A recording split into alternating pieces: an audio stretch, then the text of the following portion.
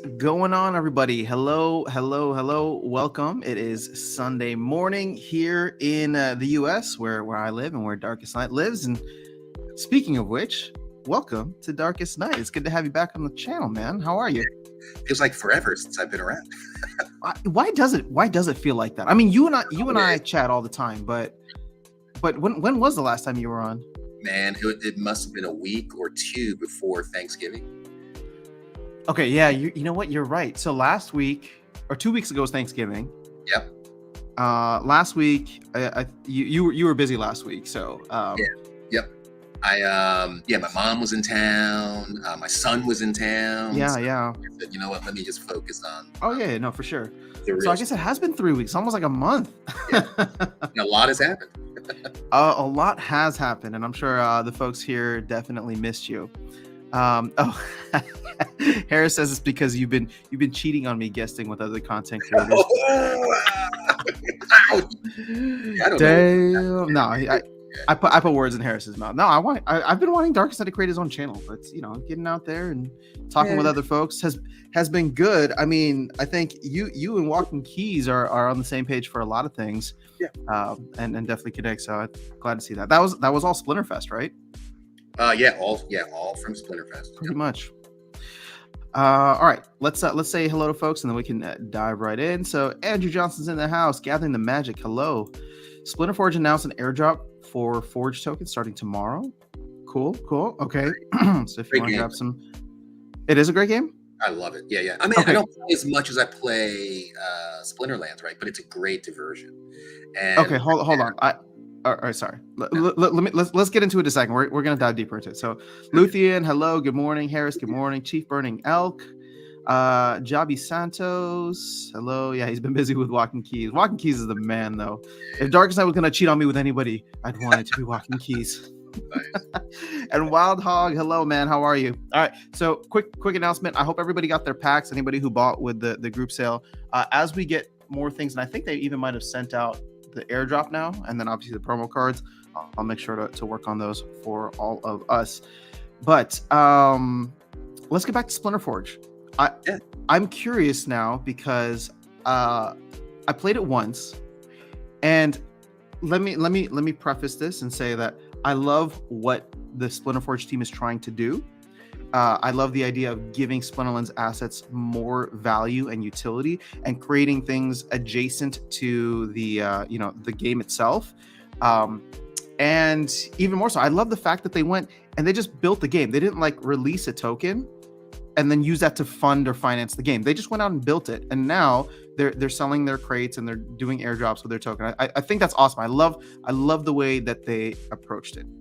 Yep. Now that being said, I played it once and I was unimpressed. That's not to say that my experience is ideal or that it can't improve, but I want to know, based on your experience, what you like about it. Just see my name on the leaderboard. That's good enough for me.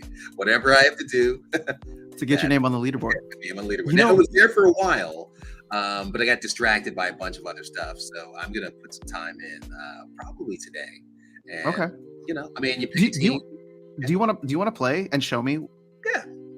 I mean, we don't have to do it right now, but I would love to see someone else play it, because I played it, and Gathering the Magic was kind enough to walk me through it, but I had no idea what was going on. Yeah, I'll need to. I normally play on my laptop, so I'll have. Oh, gotcha. Okay, that's I'll set it up here, and I'll be fine. So just while we're chatting, I'm not buying cards. I'm just getting set up. Should we talk about that? Yeah. Should we talk? Yep. Gorana's in the house. Hello, fellow guildmate. What's going on? Ooh, Luthien's here. Luthien's asking when Darkestnyte on my show. Oh, whenever you want. Oh, snap. Splinterforge is still being tweaked, but the core of the game is great. Yeah, sorry. I probably came across as unnecessarily harsh. And I would love to chat with, Rarely, Raptor, or someone from the team here. Again, it was just that first initial thing where I went through, I was confused, and it was... I thought it'd be something completely different, and it wasn't. It was just like a boss fight, which is cool, but I didn't understand what was going on. And the argument can be made that the first time I logged into Splinterlands, I had no idea how to play or what to do either. But they were just printing money at the time, and I was like, I'm gonna figure this out. I'm gonna figure this out because people are making hundreds of dollars a day with this stupid game. So obviously that's not the case in a bear market, but I do want Splinterforge to succeed and want to check it out further. So Gather Magic saying Splinterforge is being tweaked, but the core of the game is great. Yeah, I think so. Is my analysis or is my initial perspective of it correct? Is it more of like a boss fight? It is a boss fight. Yeah, so you have, Okay. you have different bosses, and you can pick which one you want. It goes from lower levels, I guess, bronze, all the way up to diamond fight. They're pretty hard, right? You're fighting a boss. You fit your hero, right? So you have a warrior, I believe you have a mage, ranged, and I think something else. But I always play the warrior, right? You build out a team, and typically, I mean, it's pretty easy, right? I look at the winning teams because you can see the previous battles, and I was like, oh, I have that card, and I just build a team based on that. But there's more to it than that, right? You have to build up your primary hero, which I wasn't doing, right? And then also you have a bunch of cards that you might not need. You have to really do something with those, right? You just can't like keep them in your inventory. You have to go on in them and do all that stuff. So I've done that to a limited degree, but I'm still pretty successful. I mean, it's still a pretty fun game. And then just sit back and watch. Okay. All right. Yeah. I mean, it doesn't affect your ECR, so it's a place to go. Which is why I play. Yeah, right? So it's a place to go when you're recharging. Absolutely. Yep. Do you have to pull your assets out, or does it just you log into your account and then it just takes a snapshot of your account? It's just there. Yep. All right. See, that's a bit of a letdown because I was hoping that, again, when I talk about assets, I would love for it to suck up some of the cards out of Splinterlands. Because then it's just like if there's a competing game that uses the same assets, but not like a duplicate copy of them, but it's just like, it's like if you want to play Splinterforge, you have to take your cards out of Splinterlands and bring them into Splinterforge, which makes them much more scarce in Splinterlands. You know what I mean? Yeah, I get it. Yeah.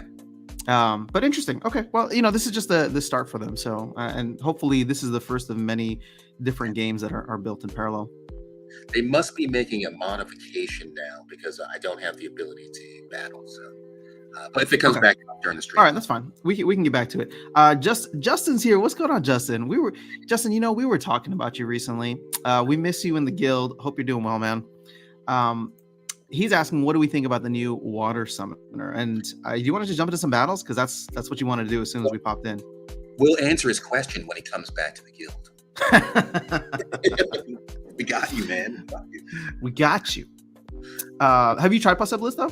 I have. I won my first battle with it. Nice. Okay.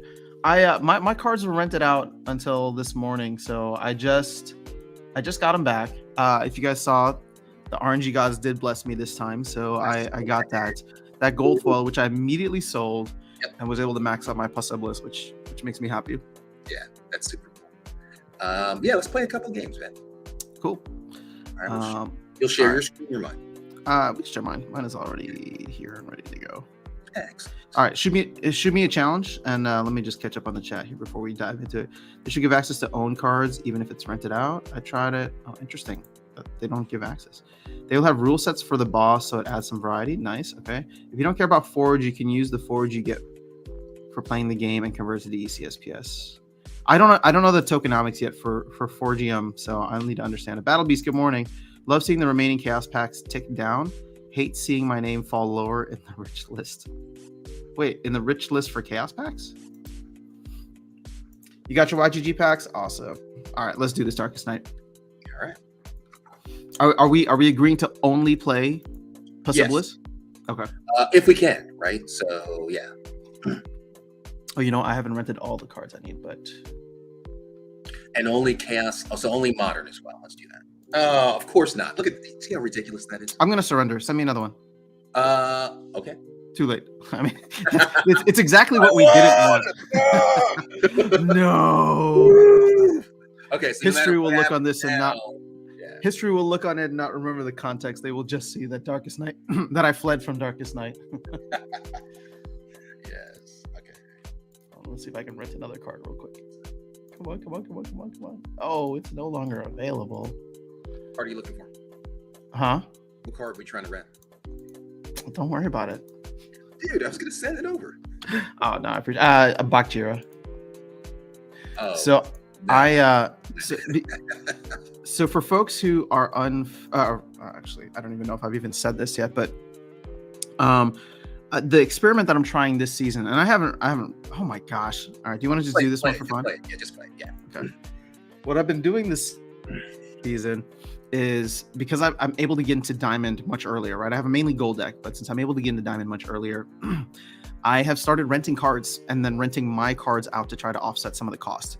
So I only have gold level summoners outside of Lux and Quicks, but as you can see here, I've gone through and started renting out the top level summoners and some of the monsters so that I can hopefully make it a Diamond 1. It'd be awesome if I could just end in Diamond 1 and start in Gold 1.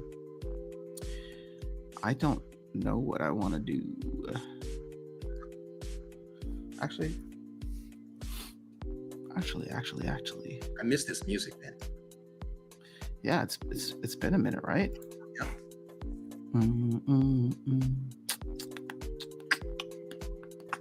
Bam. Ah, this is another one that I needed leveled up. Okay. Yeah.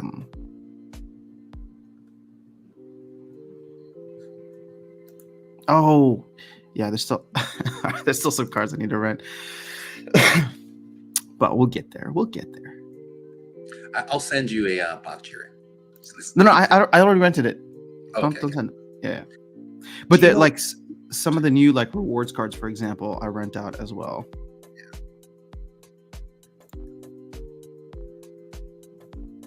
Have you been playing with Lux at all? Yes. I mean, mainly that's what my bot plays with. I don't like any of these. This is really not what I was hoping for. Okay. Did you make your team already? I did. Yes. All right. Well, let's hope I can challenge you. I'm in experimentation mode right now, so you're safe. Yeah, I think.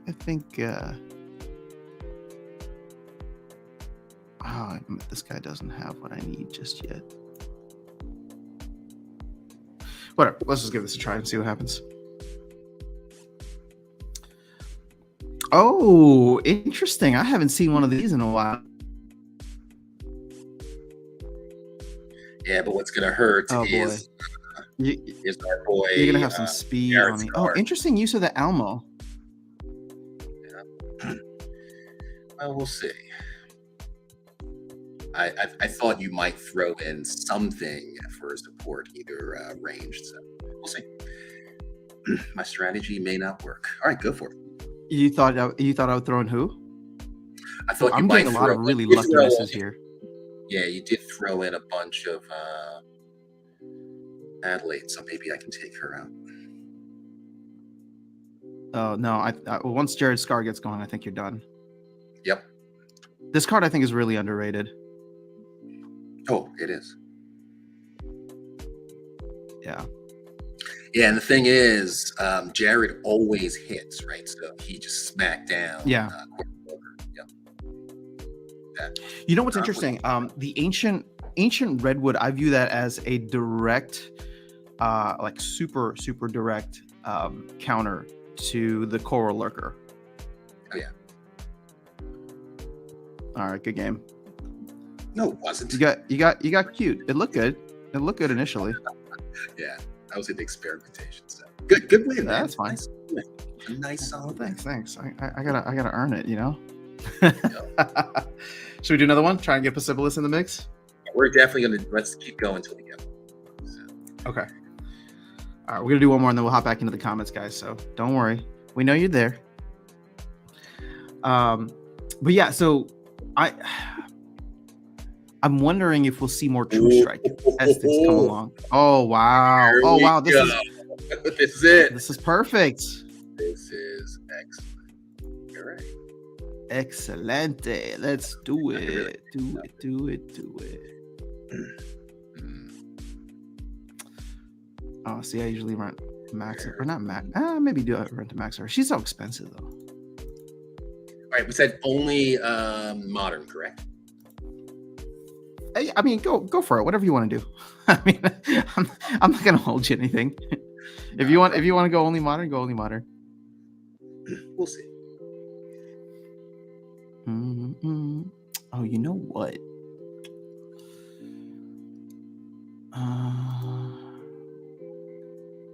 Oh, damn it! That card is still out on rent. That sucks. Okay, it's fine.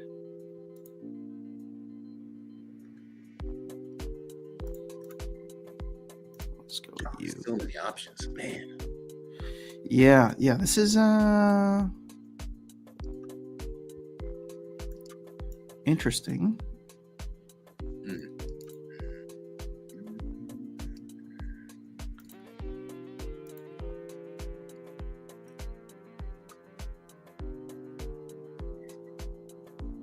Screw it.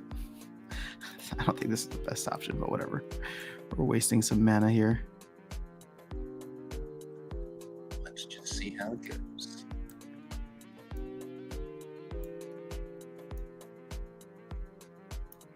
There we go. Actually, you know what? I do want. Oh, I wonder what's going to override in this situation. So obviously, I'm using Possibilis, right? But will that reach override the super sneak thing? The rule set? We'll have to see.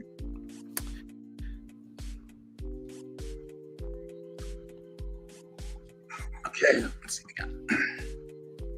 Oh, I forgot this. Give everybody a ton of health. Oh no, you have them. Well played, sir. Well played. All right, I just need to hit my damn shots. But see, this is the guy that I'm missing. Although, yeah, I think I would have played him over Demented Shark, but we shall see. Oh, your Fury's gonna be not nice for me. The problem is that no matter who I take out first, this is gonna be an issue.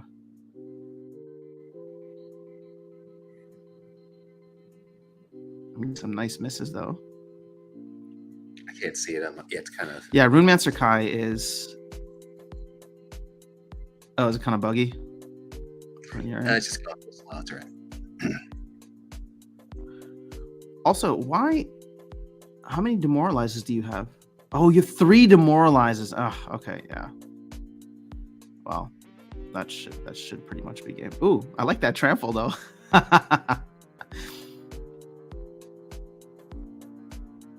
Yeah, I think you got this. I mean, you're the retaliate level on your guy is at 100%. I mean, he's yeah. All right, trample this fool. Oh, look at every single hit that I made. You were retaliating it. That is not even close to 50%. Unbelievable. All right, good game. Good stuff. You know what would have been crazy is if they had extended trample to non-melee monsters. Oh, can you imagine someone like what's her name? Narissa Tridon or Runemancer Kai just ripping through back lines. That'd be nuts. Now I would imagine that we'll do another one. Let me just yeah, I'll send it over. What's that? I'll send another challenge over. Yeah, I can imagine in the leadership meetings they might have said, hey, should we extend it to these other creatures? And everyone's like, no, we don't want to make it too OP. All right, so Justin saying I can't really play SPL. All right, well, good luck with your studies. I hope they go well. Yeah, for chaos packs, making hundreds per day and losing thousands at the same time. We having fun with this bear market. Yeah, I don't know. I mean, both Darkestnyte and I have had some very bearish conversations around SPS lately. So I don't know. It's good to see though that we've eaten through a significant amount of DEC. In fact, I'm just curious where we're at this point. Nice again. Sweet. Oh yeah, nice high mana game. Exactly. All right. Let's do something different. See, now on one of these like unprotected rules, I don't have to worry about Kelia or Lux being debuffed if I want to play water. Yes. But damn, Demon Shark gets nerfed so bad in this.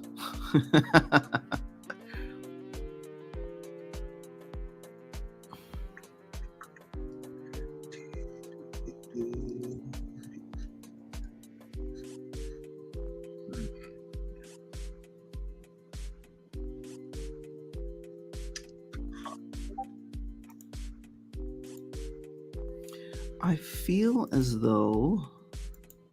all right, never mind. Oh, I still got a starter card for this guy, so that sucks. Whoops.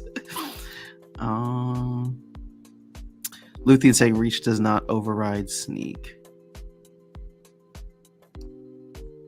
Hey, Darkestnyte. Oh, we'll get to this in a second, but somebody's asking if you're interested in a beta chromatic dragon gold foil. I have one, and I don't know that. Maybe depends. I won't say no right off the bat. All right, here we go. It's not more monsters than I have, or mana than I have monsters for. All right, let's. You know what? I think I gotta do this. Yeah, we'll try that.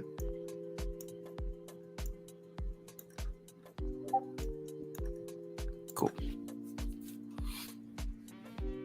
That's excellent artwork too, by the way. Love it. It looks so cool, man. I mean, it looks like a dragon, but I feel like they're just getting away with not calling it a dragon. So, well, you. Oh, smart play on the Reach.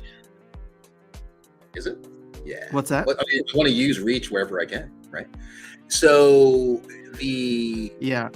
It's, if you read the lore, it's actually a Leviathan. So, which is, it fits, right? No, I know. Okay. I had to write the song and make sure that I didn't call it a dragon.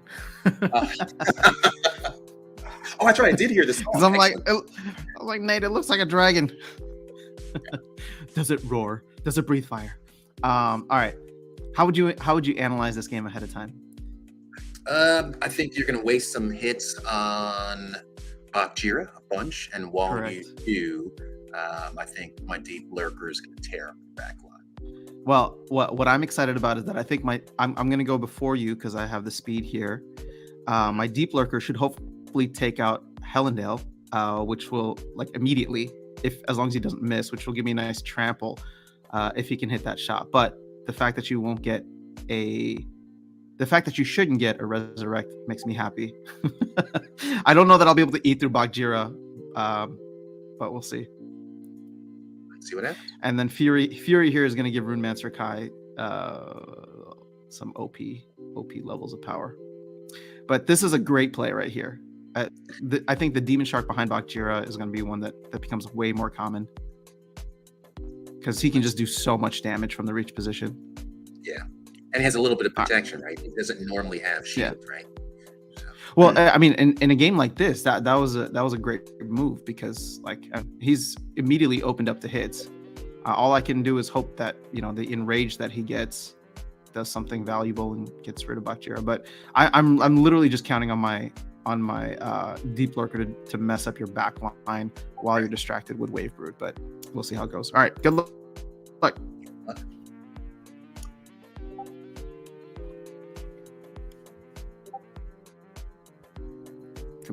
Come on. Use that speed. Hit your shots. Let's go. Oh, never mind. I forgot about the demoralize. The double demoralize. All right, yeah, I'm screwed.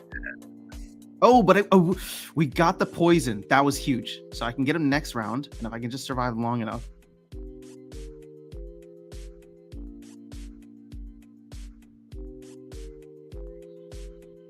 Clutch. Oh, stop the poison. All right, come on. We only got to wait a couple more turns. Let's go. God damn, man. Your monsters have so much health. That's Possibilis, right? Oh, I needed that hit. I needed that hit to get my thing back. But you know what? I don't think it's even gonna matter at this point. Now let loose the Kraken. Bakjira in the front was a very smart play. Yeah, I can't hit him, man. I just can't hit him. All right, well, good game. Oh my god, 3 freaking times in a row. I hate you, Deep Lurker. You know what card pisses me off probably the most in this game? Level 1 Sandworm. Because when I'm playing it, it can't hit shit. When someone else is playing it, it's gonna hit my flying level 7, whatever. And I know it gets snare at the higher levels. I'm just saying, like, there's like a 6-speed difference, and it goes 4 for 4 the entire game, just destroying my backline. All right, well done. The cool part good use of Possibilis. Yeah, I mean, the good part about that is it was all modern cards, right? So all modern cards. Good, right? So they're more accessible than other stuff. So yeah, for sure. All right, Luthien saying Possibilis is a beast. It's my new second favorite summoner. I'm assuming behind Kitty. I don't know. What is your favorite summoner, Luthien? I'm pretty sure it's Kitty. Where would you rank Possibilis? Ooh, this is a good game for Darkestnyte. All right, here, let's catch up on the chat. But while we do that, I want to give you something to think about, Darkestnyte. Yep. Because you're in a position where you've played with a lot of these cards. So how would you rank, now that we have Possibilis, where would you rank Possibilis amongst all of the current modern legendary summoners? And I'll give you a minute while I catch up on the chat just to think about that. That's interesting. So Zurich would, and also, I mean, I want to get your direct comparison to Lear Deep Swimmer, but those will be the 2 questions I have for you. So what do I think of the Salty Bear? Oh, we'll get to Salty Bear in a minute if those stats are real or final. So Ice-T saying good morning. Pulled a gold airdrop and 2 regular summoners. Nice. Congrats. Ancient Redwood reminds me of Treebeard. Yeah. I mean, Treebeard wasn't as violent looking as Ancient Redwood, but agreed. Darkestnyte. Okay, so actually, there wasn't much chat. Kitty's number 1 for me always. No surprise there. Nothing's changed in a year. I wonder if the Dragon Summoner coming up will give a Kitty a run for its money. Not in terms of gameplay, but in terms of cuteness for Luthien. Or maybe I think cuteness is not a factor for Luthien. It's ruthlessness. Yes, what's going on, Cleving? Good to see you here. Huh? I would say ruthlessness as well, right?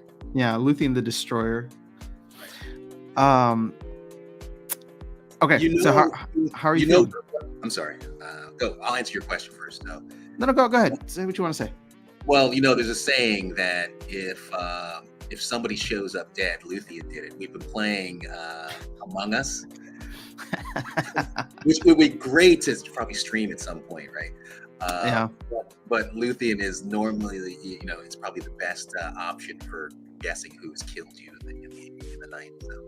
Yeah, Luthien definitely is one of those sneaky murderers out there. Yes. I mean, she doesn't get the name Destroyer for no reason. Yes. Oh, Baron's in the house too. What's going on, Baron?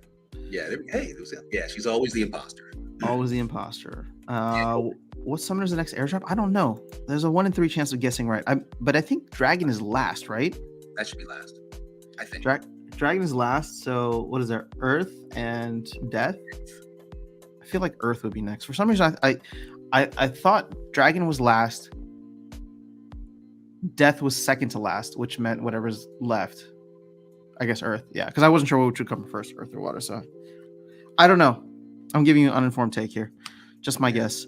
All right, back to the question. How are you feeling about Possibilis? Good. I think if I could look at just kind of the abilities of all of the Chaos Legion legendaries, they allow you to react, right? So if you look at the previous Untamed, they're just powerful in their own right? You can just dominate the battlefield. What the new legendaries do is allow you to react to a couple of things, right? What your opponent is playing, but also the rule set to take maximum advantage of that. So I think they're a little bit more niche than previous incarnations of the legendary cards. Interesting. Okay. How would you rank it though? In terms of, as well as compared to Lear Deep Swimmer, Lear was a reactive card, right? So that's why people don't play it as much. Oh, reactive to Jotun? Yeah, for sure. Got it. Okay. Right. So when you play it against Jotun, usually destroy him, right? A Sibyllus is not really like that, right? There's good utility all around. Yeah. And especially if you can match it with the rule set, right? If you have the, I think it's the trample rule set, then it's going to be pretty. Oh yeah, I mean, it's going to make people think twice about where they place their cards. And I think the big nerf comes to cards that have camo, which is Dr. Blight in a certain sense, yeah. right? Because I love throwing Dr. Blight at the end, but now it's like, oh well, if water's an option and they deep lurker whoever I throw at the end, right? Or not deep lurker, but what's his name, Pelacor Bandit, right? That dude goes right at the beginning, one of the fastest cards in the game, and can wipe me out if I don't have any kind of like armor protection. Yeah, you'll have to have armor or high evasion, right? Or use taunt, which gives something like Lux a little bit more utility now to give you that, extra protection there. Yeah, because normally you can always count on Dr. Blight, as your cleanup guy at the end, right? He's still alive, he's pretty buffed up, and then he just, I can't tell you how many games I've won when, he's my last guy. And yeah, exactly. Yeah. So, okay, let's try something a little fun then. I'm going to keep pressing you on this. Like, given all of the summoners, which I know you don't play certain elements as much, but I'm assuming, and please correct me if I'm wrong, given all these options that we currently have in a standard game, what are you reaching for? Kitty first. Jotun second. Llama third. Really? Yes, it's good. I mean, it's good. It's a good card. Okay. So what I'm trying to get at here is, when does a Chaos Legion Legendary Summoner enter the mix? Because the top three are already untamed. Yep. I would still go with Mimosa next. Okay, great card. Right. Then I'm gonna reach for probably Wraith. Okay. Yasik, Pasibilis, Chancius, Lear Deep Swimmer, Camila, and then Quicks. Well, we can leave Camila and Quicks out, but that's fine. So what's interesting with Pasibilis is it sucks because it doesn't impact all monsters, but when you compare him to someone like Lear Deep Swimmer, your analysis was spot on, right? Like it's reactive, so you're only playing it if you anticipate that the opponent is going to play some kind of ranged attack or like heavy ranged attack. Yeah, when I play, right, so like if you look at Lear, -2 armor, right, that's good. But if your opponent is not playing a whole bunch of armor, it doesn't do anything, right? Yeah. If they're not using any ranged, right, that return fire, not going to help you. The blind is good, right? But I typically wouldn't rely on my summoner to give me blind. There are so many other options for blind that doesn't need to come. And I don't believe it stacks, right? So there's there's no benefit in doubling down on that. So just have one of your monsters provide that. Yeah, you know what? The more I think about Pasibilis, like it's okay, because I was just throwing shade at Lear Deep Swimmer for being reactive or having some kind of limitations. Like the blind is fine actually for me. Like I think because it allows you then to not have to play a blind monster and fill it with something else, right? If you want to. But the fact that like this only impacts one type of enemy, like that's what I was throwing shade at. But then when you come to Pasibilis, this is obviously only your team, but Pasibilis really doesn't offer much in a no melee game, because like two of these are only for melee monsters. Right. So that's the thing, though, right? What does Pasibilis do? And I think it's named appropriately, right? It gives you options, right? If you're just playing Kelia and that's your only summoner, and then you get Pasibilis, then you have options, right? I have Valnamor, I have Kelia. Now I have this one, right? Water was always one of my weaker, though it shouldn't have been. It was. Pasibilis now gives me options. And one of the things I pay attention to, or try to pay more attention to, is how predictable am I becoming when I'm in a grind session, right? And so now I have more options, more tools in the toolkit, that I can shake things up a little bit. I generally try to avoid playing the same summoner back to back. True, yeah. Well, we don't have Splinter spam anymore, but it would have been nice to be able to switch back and forth back when it was there. But I guess what's nice about this is, here's another situation where Lex Vega once again comes in very handy because, and actually, let me not throw it to Lex Vega. Kelia is still equally competent minus that 1 health, and you save the mana. So when it comes to your options for playing water, I think Kelia with a non-melee team is still relatively strong, and I still use it from time to time. Yeah. But I mean, you wanted to throw shade on Lear Deep Swimmer. I'll tell you, when he shows up, I usually get my butt kicked. You usually get what? Oh, your butt kicked. Because I'm playing Yoda, right? And it just destroys me. Sure. Yeah, no. I mean, the thing is, all of these summoners, I would say, are outside of Kitty, outside of Yodin and Llama, right? Because these. And here's what's valuable about all of these, I would say, and actually even Chansey's to a certain extent, but his thing just isn't there. But you look at Lear Deep Swimmer, you look at Mimosa Nightshade, you look at even like someone like Camila.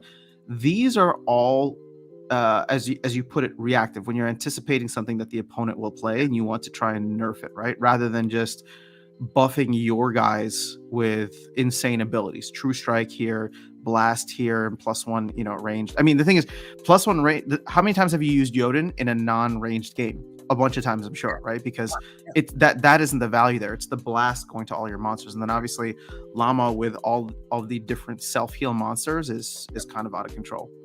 So last stand and cleanse. Yeah. So like these, like 1, 2, 3. It's going to be tough to beat because they're just OP in that sense.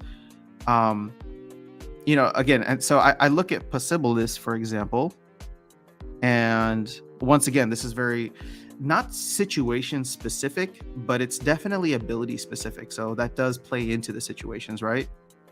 And yeah, but like again, the big thing I think on Possibilis is the trample, right? Yeah, that's the OP part of the card, right? So when Deep Lurker gets in there, kills something, and then it goes on to the next one, right? And gets a free hit in most cases. Yeah. I'm trying to think of why is Chansey's not better? Why is he not more loved? Because he's one of those where like all these things benefit your team, right? Well, not necessarily, right? Chansey is a purely reactive card, like 100%, right? Wait, how? How is it more reactive than Lear Deep Swimmer? I'll tell you. Please. So repair only works if your armor's damaged, right? It doesn't do anything otherwise. Triage only does something if you're damaged, right? Resurrect only does something if you die. 100% react. But the thing is, you're going to take damage, whether it's to armor, whether it's to backline, potentially, right? Like, if you have it, sure. And Resurrect will be helpful. So I still think that Chansey is not as reactive as something like Lear Deep Swimmer. Like Lear Deep Swimmer, you would want to play if you don't have any other option. Then of course you're going to play him, and he's still decent. But you would really try to position him in a game where you can take advantage of this return fire, right? And then Mimosa Nightshade, I think, is one of the best cards for non-melee games because it's like, I'm just going to nerf the 2 attacks that are coming in. You throw in Headwinds and another and Silence in there, and it's just, I mean, you can dominate with this card, which is so surprising because it's at the bottom of the list in terms of value. But all the times that you delegated this to me, like way back, I loved using it. Now, okay, let's move on to the newer ones, right? So, actually, I still want to keep these up here for reference. I think one of the reasons why Grandmaster Wraith. Well, actually, you know what? I maybe I take it back, like because Grandmaster Wraith, yes, the Void armor is very specific, and the Amplify needs to be planned for, right? You need to have some kind of Thorns, Return Fire, whatever. but it does. So this won't impact all of your monsters. It doesn't give that ability to all of them. Whereas like the +1 armor and the void armor do help. Yasik on the other, Yasik on the other hand, the +2 speed is going to help everybody. Yep. The Pierce is going to help everybody. I mean, it won't help magic monsters, but Pierce does work when you have like weak magic rule sets as well. Right. Yes. It's the scatter shot that makes him so hit or miss, pun intended. Yep. I mean, if you don't know what to do, you have no idea what your opponent's going to do. Yasik is perfect for that, right? Yeah. Just mix it up and just roll the dice. I mean, Yasik is one of the ones that I like to reach for in a lot of those, like, not necessarily melee only, but if melee, melee can attack from anywhere. Yeah. Because then you kind of render the scatter shot, inert, but the two abilities along with some of those fire and neutral monsters, right? The +2 speed and the Pierce can be powerful enough in many situations. Yeah, I think it's a great card, right? Again, it really depends on the way that you play, like what your play style is. Yeah. And if you customize your deck for Yasik, then that's definitely a win, for sure. And there's great cards, right? And there are great cheap cards that work very well. Yeah. All right. Can we take a moment to catch up on the chat? I don't know why my throat's so dry. Sorry, guys. Luthien will always be the imposter. All right. So can't wait for minus. Ooh, how would you feel about a -2 speed death summoner? Yeah, that'll be good. I don't like it. I mean, then I wouldn't be able to use it in reverse speed. Oh my God, what is going on? Sorry. It would be a counter to the speed better, right? And that's kind of what we need. It could be helpful. Yeah. But it's just like there's certain summoners that I avoid in reverse speed rule sets. I guess it would be okay because you could always go back to someone like Thaddeus Brood, or if you have Mimosa or Contessa, then you have other options to play death in a reverse speed. Oh, you mean it slows your guys down? There's a speed. -2 speed. No, it would reduce the speed of your opponents, which helps them. Just like if now in a reverse speed I play Quicks, it's going to make my opponent faster than me. Right. You would not do. Yeah, you wouldn't play it. Or Kalia makes me slower than the other team in a reverse speed. Yep. Which like I don't know how often these rule sets are supposed to come in. I feel like I get reverse speed all the freaking time, and I feel like I get Little League too much. But maybe that's just me. Luthien, why do you like Possibilis so much? Will you change to a Bullmug in a year or so? Oh, that would be cool. Or they'll have a new version. What's a Bullmug? So we have Bear, and then in a year, maybe we'll. I know. But what's a bull? Oh! I didn't even notice that. This is a Father's Day gift. But hell yeah, you know what? Screw it. Somebody on Twitter keeps calling me Mr. Bear. And I don't know if they're just trolling me or if they're actually pissed off that I'm like super bearish, but I'm going to change it now that I'm officially going by Papa Bear. All right. So if you want to address me in this community, it's either Aftersound or Papa Bear. SPS is going to a penny, and you're just going to have to take that. Wow. If it does, what are you going to do? If SPS goes to a penny, I'll just laugh because I continue selling so much of mine. I don't know. I don't know, man. I know. Here's the thing, and we talked about this. We talked about this on the phone a little while back. Obviously the bear market has had its impact on both you and I. There's a shaking confidence in not necessarily the game or the team or whatever, but in where the market is heading. And you and I talk a lot of macro interest rates, all this stuff. And I still think 2023 is going to be incredibly rough, right? So a year ago, I mean, maybe not even a year ago, 6-8 months ago, when things were still kind of shaky and we weren't sure what was going to happen. If you had told me SPS was going to go to 3 cents, you could probably find video of me saying, I'm going to back up the truck. Well, guess what? SPS is 3 cents now, and I'm not backing up the truck. Right. So I don't want to say that if SPS goes down to a penny, I'm going to back up the truck because I don't know that I'm going to have the conviction to do that. I will continue earning and stacking within the game. Yeah. And I like seeing, I get rewards from the validators. I get rewards from LPs, from brawls now, right? From gameplay. And so it's fine for me to stack in that, in that kind of time frame. But I'm a believer in the flywheel, but I don't believe the flywheel will be activated. I don't know when the flywheel will be activated. And as bullish as I am on all this cool stuff that the team is trying to do, I think it might take another macro bull run or major rally in order to get people into the game to utilize DEC to the point where we need to print more. Because again, the only time there will be printing of DEC, I mean, people can burn rewards cards, but we'll ideally be burning SPS. So to soak up all of the extra cards out there that people don't want to burn their cards, that they have to choose to burn their SPS, we need to get DEC supply all the way down. And I just don't see that unless we get another 10x in the player base, and I don't see another 10x in the player base happening in like the depths of a bear market, unless Weirdbeard can like work his magic and make this battle pass thing so awesome that it pulls in all of the Web 2 players. But I don't know. What do you think?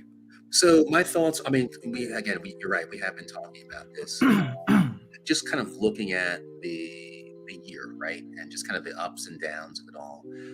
When I first started this game, the expectation was that I was going to, make some crypto off playing a game. And I lost sight of that over the last few years, right? Yeah. I got really wrapped up into the gameplay and collecting assets. Now, collecting assets for me was the right thing to do, right? Because now with all these rewards that I'm getting from everywhere, I get tons and tons of tokens, and I've been getting tons and tons of tokens, and they've just been sitting in wallets, and I just been holding them and using them to buy cards occasionally. But now, within the last 2 weeks, I've really focused on consolidating a lot of those rewards, and I've been converting it all to swap ETH on Hive, right? And that's my big plan, right? Is to just accumulate as much of that as possible while the price of that asset is relatively low. Yeah. And prepare for the bull run. So. I mean, guys, if you just missed it, Darkestnyte has officially said that he is selling out of the game, actively averaging out of the game. I did not say that. No. I'm not. I mean, I'm not trying to throw you under the bus. But I think that's important, because when we first started talking publicly on the channel, right? Like, you didn't care about the earnings, you cared about a cool game, and here you are, where you've made the realization that there's actual capital in this game, and you want to turn it, oddly enough, into something way more conservative, right? Or way more less risky, less risk averse, with something like Ethereum. So I don't know. I think that's actually huge, because again, you're not the only one doing it. So what are you doing in order to buy Ethereum? You're selling some kind of Splinterlands assets, right, in order to get that capital to then put it back into Ethereum. So in fact, I sold my second card yesterday. Wow. Ever. Amazing. Yeah. Yep. But yeah, this is what capitulation looks like, guys. And I think capitulation gets this. It gets a bad rep, because people are just like, oh, look at that, weak hands, diamond hand, or paper hands, whatever. And it's just like, okay, well, you know what? I kind of wish I had paper hands 6 months ago. I wish I'd been selling my SPS to buy even USD, right, or Bitcoin or Ethereum at that time. So people will hate on it. Your hardcores will hate on it, but at the end of the day, I don't think that this is what happens every bear cycle. You will get people who realize where the value is, where the conservative assets are. And I've just been waiting to do. I've been waiting to see Bitcoin dominance on the rise again, where people start to sell out a lot of the altcoins. And I mean, this is it. This is what it looks like. It's not going to happen overnight. I mean, sometimes if like Coinbase fails tomorrow, people are going to freak out, or Binance fails tomorrow, people will freak out. But on the whole, it's just a slow accumulation of like, oh yeah, you know what? I really like this game, or I really like this project. It's cool, but I kind of want to average out and make sure that I'm holding some Bitcoin or Ethereum when it's all said and done, or maybe even like buy stocks or real estate with it. So I mean, again, I think I have tons of in-game assets to play with, right, and generate more assets, right? So what do you do with those assets, right? I have cards in my account that have been there 2 years that I never even use, right? So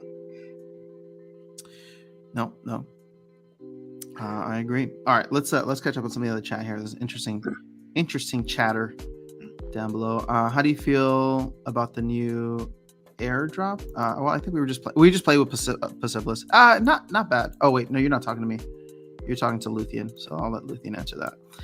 Darkestnyte, have you ever tried the Imposters game? Like, it's like Among Us. That's the one by Elio Trades. I haven't tried it yet, but I'm going to send you another battle. All right, let's do it. So you have some examples, except Declerk and ranked. Oh, you're still not talking to me. All right. So it's somewhat expensive to get into ICE NFT. Ooh, 500. I didn't realize it was that expensive. Yes, Possibilis is going for like $15-$16. So which is great, right? That's fantastic. That's back like old prices back in the day. Yeah. I mean, listen to, I was going to say after time. Listen to Darkestnyte, who was around during the part of the bear portion of Untamed, right? The middle lull portion of Untamed, where you were talking about $15-$20 Yodins and llamas, and you didn't feel the need because you didn't play Earth. You didn't feel the need to like buy Kitty or buy, you know what I mean? It was just like the meta wasn't fully developed there. So it's nice to be talking about gameplay and having fun and forget the game economy. Yeah, that's what we're trying to do. I guess we just pivoted back to the game economy, but let's do more gameplay. Yep. Yeah, hold on. Let me just catch up. Hello, Mrs. Crypto Panda. Good to see you. Hello. Hey. Bear market equals awesome time to pick up assets where real wealth is made. Yeah, you know what? I don't even know if I should make a video on this, but like, if you were to get into Step In right now, you could be making over 100% ROI. I was just calculating it last night, which again, it's just a great time if you become bearish on a bunch of projects. Damn, just sold my Forgium. Always miss these things. Converted my DEC. All right, cool. I like the Forgium. Right, so Ardenek, I think she's in the group. She's been participating in some. Is she really? Yes, she's been participating in what? In some of the tournaments, right? And okay, those tournaments, Forgium is the reward. And she's been sending it over, because I'm staking her, and it's awesome, absolutely awesome. Nice. Wait, you can stake Forgium? No, you can stake SPS. On a player. Yeah. Gotcha. Okay, yeah. So hey guys, Yodin, is it really so good in this meta? I think Yasuke is much better with all the talent abound. I don't play fire. So I think you should give a quick 1-minute answer on this, Darkestnyte, since you have both. Yeah, it depends, right? So it depends on the rule set, but it depends on what your opponent really has, right? If I see that my opponent is likely to play Yasuke, I'm just going to brute force it and just play the right cards, right? I have 2 cards, actually 3 cards that I use that can potentially hit the back line, right? I have Gem here, I have the blood, whatever that thing is, that does the scatter shot, and then we have Countess. Yeah. Countess. Oh, Countess Nesh, yeah. Yeah, Countess Nesh. And so they will hit the weak points, hopefully, of the opponent's backline, right? And it's just total random. But I think the blast will overcome a lot of the time. Yeah, blast just does so much, especially with the speed on that team. What's up, Foldager? Good to see you. Oh, Ardek is here. Whoops, I missed that. Ardek, you need to come. You should come on and chat about your experience with the higher level tournaments, because Ardek normally plays in silver, but you've delegated her some cards to try some of these higher level tournaments, right? Yep. So the value of your active summoner, like Deep Swimmer, is you don't have to worry with one attack. Now you can plan defending. That's true. It's true. It's just situation specific. Also, one help of opponent have no armor. You could say, what's going on, Luke? Jeff Williams cards selling his region for 242,000. You want to go in on it? No. Papa Bear Gaming. You like Little League? SPS to 1 cent. I buy thousands. There you go. Just dollar cost average, man. You get there. Dollar cost average. Steady wins the race. Whatever you do, don't discuss my tweets from last night or the video I just posted. Oh, I feel like you're trying to get us to do it, but I'm gonna take you at your word. Okay, Tails, we won't. You know what I'm gonna do now? It seems like reverse psychology. What's that? You know what I'm going to do now when we get off? Like, Yeah, go watch the video. I'm curious to know too. So converting my SPS to GLX for the APR, nice. Then we'll convert back later. Yeah, I mean GLX is tanked. I don't know if it's cratered. After you doing another round of bulk buying, I think I actually want to. If people are in, we can do the same kind of minimums as before. But I like getting buy one get one free packs. It feels nice. Deep rabbit holes. You may be streaming until late afternoon. Oh, okay. I feel like he's trying to reverse psychology us. I don't know. Should I pull up his tweets? You know, he can just ask. He can just say, let's talk about it. No, but we have to go watch his video and give it a thumbs up, guys. Make sure you go support Tails. Tails always bringing the juicy meat. Is that? I don't even know what I was gonna say. The juicy conspiracy details, whatever. Well, details, right? It's always well thought out, yeah, well researched info, right? We're just talking off the cuff, but he's like, yeah, congrats on your new kitty, Tails. I saw that video from Hawks yesterday. Yes, that was awesome. Yeah, I was shocked, right? I was like, Hawks, what are you gonna do now? And then you'll see his win rate just go. Well, I remember seeing a video from Hawks a while back saying that he's just prepping for Rebellion. Because, and here's the thing, we do have a date for Rebellion now, right? I mean, again, it's all like subject to change, but next summer seems like when we could get it. So if you're willing to give up the now and prepare for the later, that makes sense. So I think bear stats are kind of weird, but maybe a second position card for Possibilis. Yeah, the bear looks interesting. Tails, congrats on your new kitty. Oh, somebody wants to buy kitty from Luthien. I wish I had a kitty. I don't even own one. Wait, what? You do you. Nothing wrong with selling. Everyone has their own situation. There you go. See, Baron's supporting our bearish nature. Yep. And guys, I don't sell all of my SPS. I just sell the ones from the liquidity pools. Darkestnyte has broken the seal. We have indeed hit the depths of the bear market. Tails, I thought the same thing. When Darkestnyte called me and he was just like, yeah, this is what I'm thinking about. I'm buying more Ethereum. I was just like, oh, like, okay, this is what capitulation. That's not what I said. I said, dude, you gotta talk me off the ledge. That's I wasn't trying to throw you under the bus like that. Darkestnyte was having a moment of frustration with the game, which we've all been there. Yeah. We've all been there. So but it's real. In my opinion. Hey, hold on, let's go back to that. And so after sound goes, oh, I don't know if I'm the right person to help you with that. Oh, oh my gosh! All right, so a real story, real true story.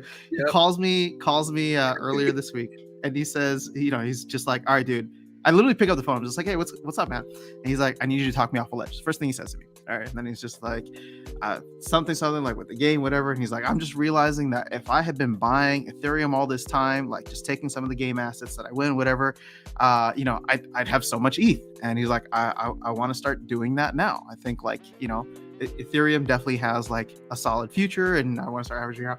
He's like, but I want you to talk me off a ledge. And I was just like, I think you called the wrong person because I'm doing the same thing. So then I said, this is not what I needed. So I called Walking Keys. Same thing, dude, talk me off the ledge. And Walking Keys was able to talk me off the ledge. And what he said was, dude, you're getting assets from everywhere, all those rewards. Mm-hmm. And that was it. That was what I think I needed to hear, right? I'm getting assets from everywhere, right? Yeah. I'm getting them from tower defense. I'm getting them from just staked SPS, because I was literally unstaking all of my SPS and I was going to convert it. And then he literally took me through each of the assets that I had staked. And he says, dude, you're getting tons of value just from that. And so I stopped the staking process and I said, you know what? You're right. And so, but those rewards are what I'm now converting, right? So that train is just going to keep on going. Not as fast as I like, but it's still something. And a year from now, I think I'll be pretty glad that I did. So funny story. Yeah, it's been chaotic this week, but I think we're good. Yeah. So Baron's saying you do. Oh no, we saw this. Everyone has their own situation. Yeah. So guys, I think it's important to just make sure, like, don't let anybody ever shame you for selling. I hate that whole like diamond hands garbage. Like, if you got to sell, then sell. Like, I mean, it just means that you were overextended, or maybe you have some like real life situation. Like being honest with you, like I have, at this moment in time, I have nothing in the works with like Splinterlands, right? Just they shut down a lot of the creative stuff. So for me, I do need to offset some of that. And so selling SPS is like, okay, well, if I'm not going to get it from creating stuff for Splinterlands, I'm going to get it for playing the game, right? So don't let anybody ever shame you for selling. Yeah. So in my opinion, depends on how the larger global economy goes. We could see much lower lows. Yeah, this makes me sad because I unfortunately agree with it and think that's what's happening. We get inflation numbers next week, right? Yeah, but I was just listening to a video with somebody analyzing Powell's most recent comments, and it's I mean, he doesn't anticipate lowering the interest rate anytime soon, and I feel like, people think that the slowing of interest rates will be good, but it's still gonna, drive the economy down into a long and potentially brutal recession. So I'm still optimistic, right? I see, hopefully, if the war in Ukraine ends soon, I think that'll do a lot to start normalizing. Has there been any progress on that? Not necessarily, but there. I mean, again, we're going way down a rabbit hole. There have been indications that Russia's becoming a little bit more open to starting to seriously negotiate. Okay. According to the media, and I put in quotes media, they've been getting their butt kicked for a while now. So I think at a certain point that pain gets real. And once that happens, right? I mean, we don't want to sanction countries, right? Like, that's not our thing, right? Like we do it very, very cautiously. And now we have a major economy out of the world economy, right? That hurts everybody. Yeah. So if we can get this war over, get rid of the sanctions immediately, I think we can get back to growth. Yeah. I just, I don't know. I mean, don't get me wrong. I would love for the economy to turn around tomorrow or next month. It's just, I'm just not seeing the signs, man. And it sucks. It's actually quite depressing. But all right, you know what? Let's do this then. Let's get back to positive. Let's get back to the battle. Yes. Your challenge disappeared. Sorry. It's all right. All right, let's do another challenge. We'll jump into the chat again in a minute, folks. Let's just go back to analyzing some good old gameplay. Possibility, right? Still doing that? Yeah. Oh no, boo. All right, let's see what we can do with this. Yeah, let's play it out. This is an interesting rule set, right? This is probably one of the more painful ones, right? We have. You say painful? We just talked about that, yeah, and noxious fumes. I hate it, but love it at the same time. If you can prepare. Yeah, hold on, just. Okay. Let's see here.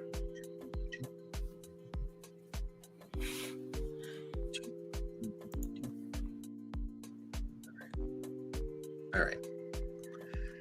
Let's see what we got. Here we go.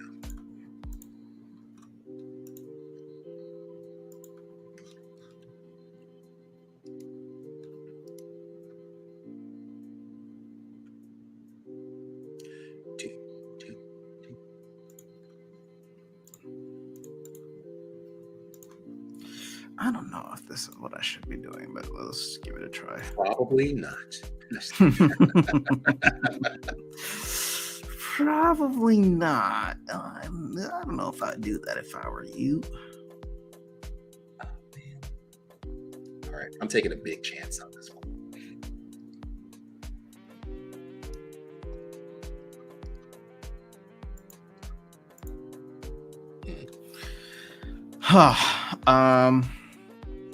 Do it. This is indeed a weird game for me. But since you can't use Possibilis, that might be beneficial. Okay. Let's go. Interesting. Okay. So no healing allowed. Great use of in a situation like this. Unfortunately, I just don't have any I do have some self-healing monsters. I but don't think I'm going to do well. All right, so you sacrifice your chicken. Yeah, you sacrifice your chicken. Here is you need to outlast me, and the problem is that Alamo Cambio with this magic reflect is good, but it's the Wraith Adelaide combo that I really like, because that reflect damage will always be repaired if they're the last two standing. And you have the resurrect. Should I happen to take something down, you can resurrect. You're not affected by the poison here, and you're in the middle, right? So there's a lot that has to go wrong for me to win this battle. Yeah, there's I'm feeling pretty good about it right now. For poison rule sets in general, I really love the Wraith Adelaide Brightwing combo, and any kind of thing that I can get with it. Yeah. But yeah, I don't know who's gonna die first, but it'd be great if it was. Well, I needed that chicken to die, right? So. Yeah, true. So the right things are happening, right? So yes. I think my prediction is Dr. Blight is gonna clean it. He's gonna do what he always does. Ooh, that was nice with a trample there, but this ended up being a waste because I thought just in case you went magic heavy.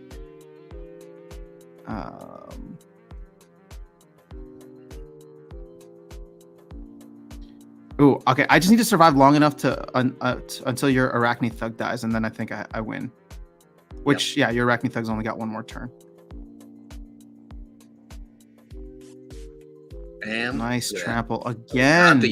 See, that's what I needed was the use. Oh yeah. Okay. So this is exactly it. So this is what I was talking about, where now all of your attacks get healed, or or get repaired. Sorry. Yep.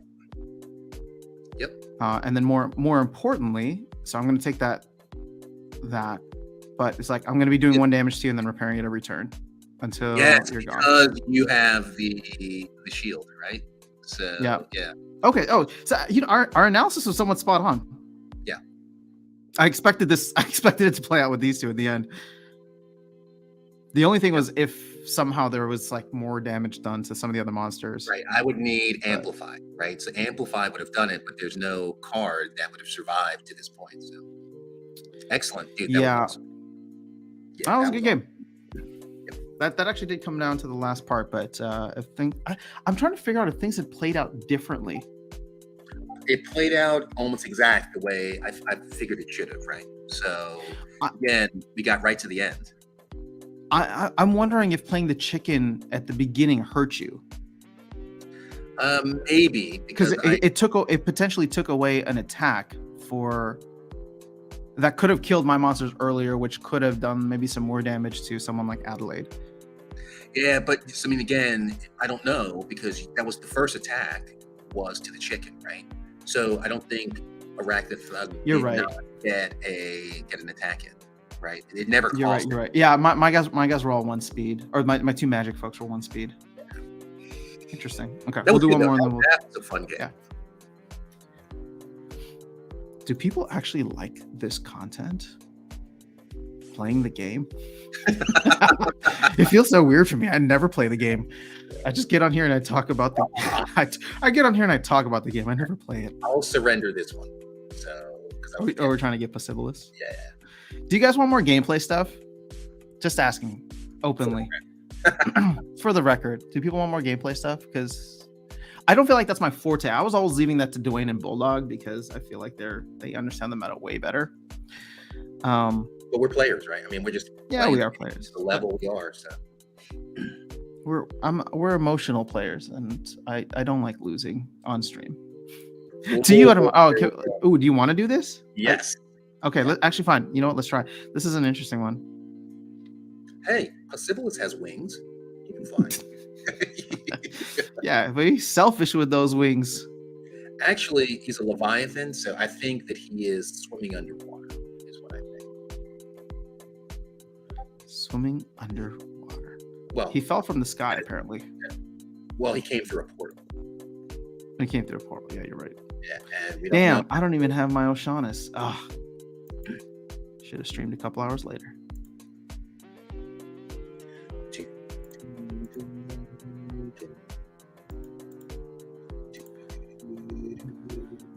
Do I have to play Possibilis? Do you have to play Possibilis? Yes. I mean, wasn't that the plan? Yeah, I guess it was. Damn it.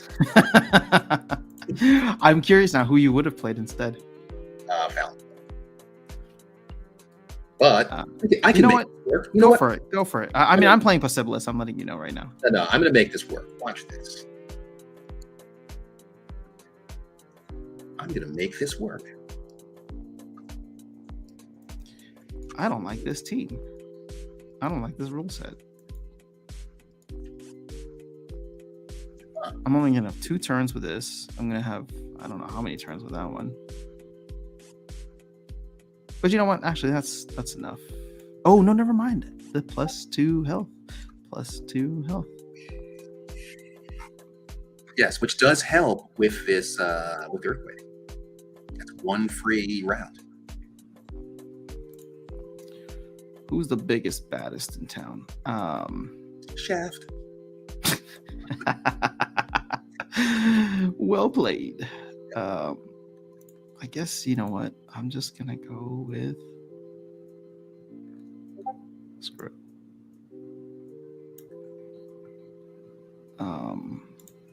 Because I do want to get this dude into the mix. Remember, we're back to basics, right? Yep. Oh, shoot. 10 seconds. 6 mana. Who's good for 6 mana? You know what? Screw it. Let's throw you in there. And then I don't think it really matters from that point. All right. Oh, you did go Possibilis. I thought you were going to go Valinor. No. We had a deal. Bust the deal, face the wheel. Did the same thing. Yeah, we did I? the same thing. Yes. No, I mean with the deep lurker, sorry. Instead of putting in fancy gold. instead of putting in Bakjira, I put in the Stonefish, which everyone hates on. But I think it's a great card. Oh, damn. You're going to get an extra hit out of me, and I don't like... Oh, actually, never mind. Oh, the trample! Oh, look at that. Look at that trample coming in so clutch. Yes. Oh, my God. Even your freaking hardy Stonefish got a trample. Look at your... Nah, okay. Good game. That's awesome. You know what? Hold on. Yeah, I need to rent a higher level Nursa. Well played. Why, thank you. Well played. I wonder that Bakjira I think ended up just being a waste of space. Yeah. I'm trying to think of what I could have played that would have been better, but good game. Yeah. GG. All right. GG's. All right, hold on. There's a ton of comments, so if you don't mind, I just want to make sure we're not ignoring everybody. All right, so my account stayed stable at $40 to $50 for 6 months, so it's not noticeable for me. Darkestnyte, you said something similar, remember? Where you're just like, I get so much SPS, yet the dollar value just continues to fall. Yes. I've been stacking. Within between now and last year, I've tripled the amount of SPS that I have, and yes, it's like 1/10 of the value that it was a year ago. But to your point, like even from 6 months ago, I continue to stack thousands of SPS per week through the game, through whatever, and the dollar values just continue to fall.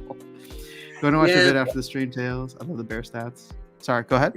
I would say, though, it's not falling a lot lately, right? So it's hovering right at just over 3 cents.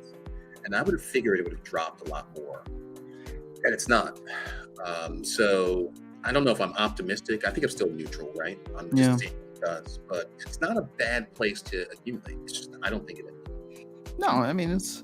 Again, if you believe in the game long term, and when I'm talking long term, I'm talking like 18 months for, hopefully the market to turn around. Yeah, and I think 3 cents is great. Will 1 cent be better if we drop to 1 cent? Obviously, but we'll see. All right, so good morning, Chuny. Good to see you here. The new Forge airdrop is great. All right, I guess I need to check out this airdrop. DK sponsored the Grinch tournament. Oh, Chuny, I'm sorry. I need to get back to you about tournament stuff. All right. Which is funny. The Grinch is one of my favorite holiday songs. Like I sing it all the time. If you've never really listened to the words, I would strongly recommend it. It is a great holiday song. Mm-hmm. It's mean, like a mean old man like me. Mean old man like you. I doubt that. Wait, you can already stake SPS on a player? No, I don't know. No, what I meant by that is, oh, you said it. Okay. Yeah, you can give SPS to a player if you trust them, right?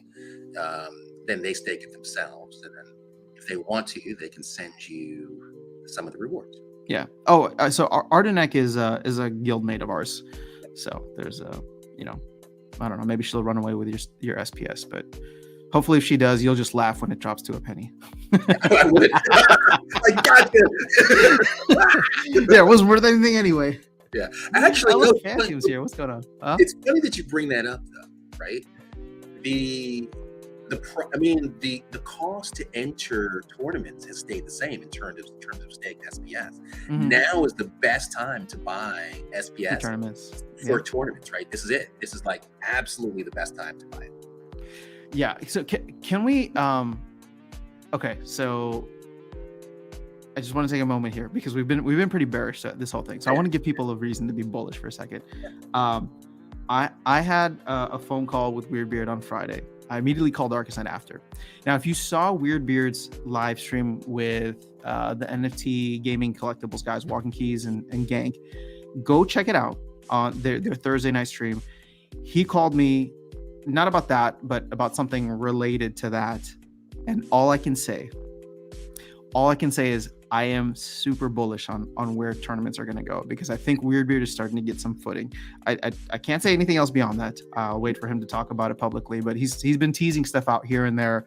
And I think if you've been wanting to get into tournaments, if you've been listening to what Weirdbeard has been talking about in terms of like overhauling and how he would design, all the feedback he's been taking, I don't know what the time frame for this is, but I am excited about tournaments. And so to Darkestnyte's point, if SPS is going to continue to be a, we'll just call it barrier, right? Barrier for tournaments to show that you have some kind of stake in the game in order to earn with these tournaments. It's not a bad time to get in because the staking requirements from an SPS quantity have not changed, but the dollar value has gone down. Right. So from my perspective, the experiment with Ardenek has been wildly successful. Mm-hmm. From my perspective, because that works so well. If SPS goes to a penny, then my intention is people that are in the guild that aren't in tournaments to do the same thing with them. Do that, yeah. Right, that makes sense.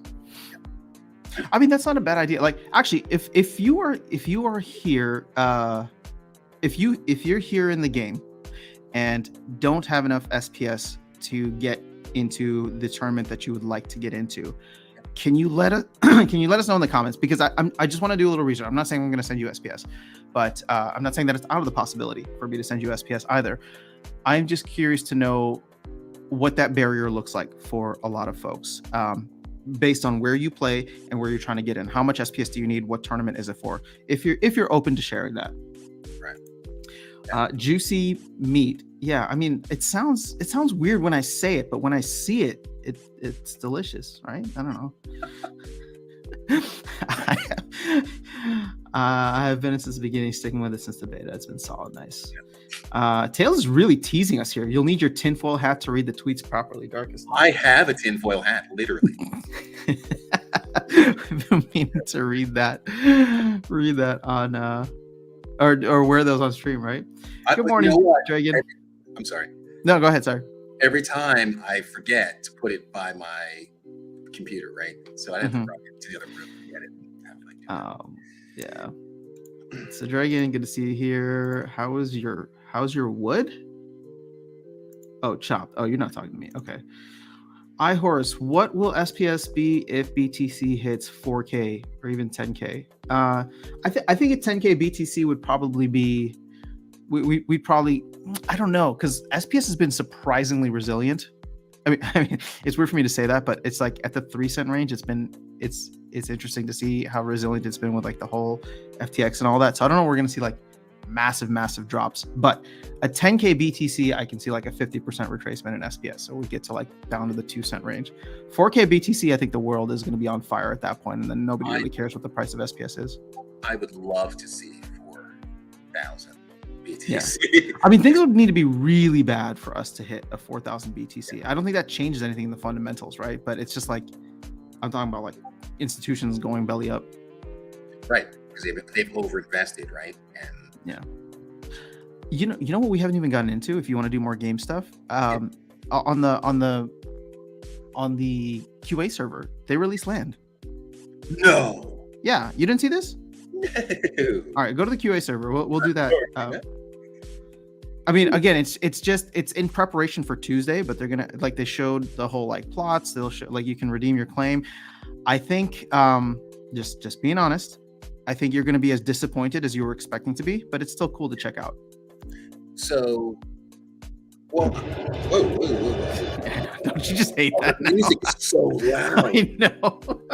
Everybody's complaining about it. I just leave my thing muted down. Saga say, I think the chicken was furious. Where I see my land open, I guess. Indeed. Yeah, go check it out. Let me catch up on the chat. Yeah. So as you like the gameplay content. All right, cool. Yes, so much better than boring economy talks. Sorry guys, that's just what I do. Don't push it with games. Goran is saying that I shouldn't do more game stuff. All right, Joseph likes it. Plots up to 170. Let's go. Land hype. Oh, that would have been a good flip gathering. Nice news. Hey all. What's up, Virus? Good to see you here. Hey man. That was a good one. Thanks for my 18 packs, by the way. Nice to get a chance to participate in the group buy. Yeah, so guys, if you're interested in doing another group buy, let me know. They are going to do the thing on the 20th. So we have about 9 days. I'm not officially collecting capital yet, but I just want to make sure if there's going to be enough people that want to get in. I think I'm going to buy at least another 10 or so. But yeah, it's a 80 to 85% return. And that's just on packs, but you know, obviously there'll be the rewards or the airdrops and the promo card. Weirbeard has fantastic ideas for draft tournaments. Yeah, I really hope we can get that. Yep, still need 10k. All right, so Max needs 10k. Guarana, you need 7k. Oh, hey, Guarana's in the guild too. All right, Guarana, we'll chat in the guild. 7k short. What are you trying to get into though? What tournament or what league tournament? So I'm a good example, Aftersound. I play in gold and I get caught short about 15 to 20,000 SPS in the gold level tournaments and loads more for diamond.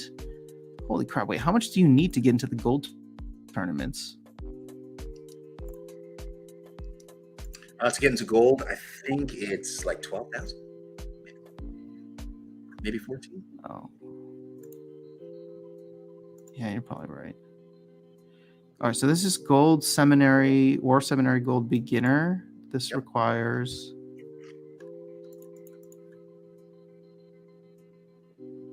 4750 SPS. So at this point in time, 4750. That's a modern one, right? I should check the wild as well. This is $156. Okay. Yeah, but that's great, right? That's what I'm talking I mean, about. it's down a lot. All right, the wild one you said. Ooh, 24,000 SP. Holy crap. Yeah. Dude, that's insane. Oh, I've just been blind to this because like I went heavy on SPS from the beginning. So staked SPS was never a problem, but that's like to play tournaments. Yeah. Like not only do you need to go on rent, probably certain cards if you don't own them, but I mean, the thing is, this is 24,363. This is currently times 0.033.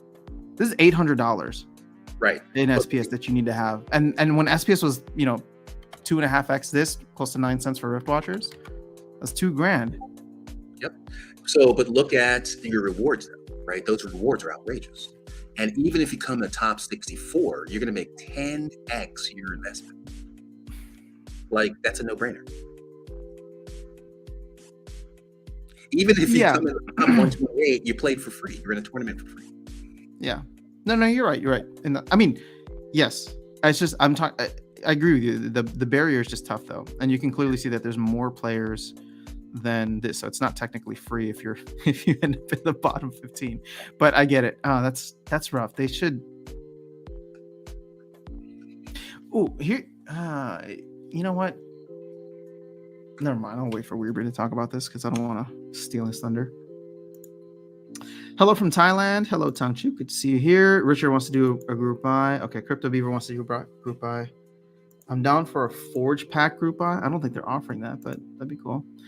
Some gold was 20,000. Yeah. Okay. Yeah, Wild it changes. League of Champions is 49K. Wow. Yep.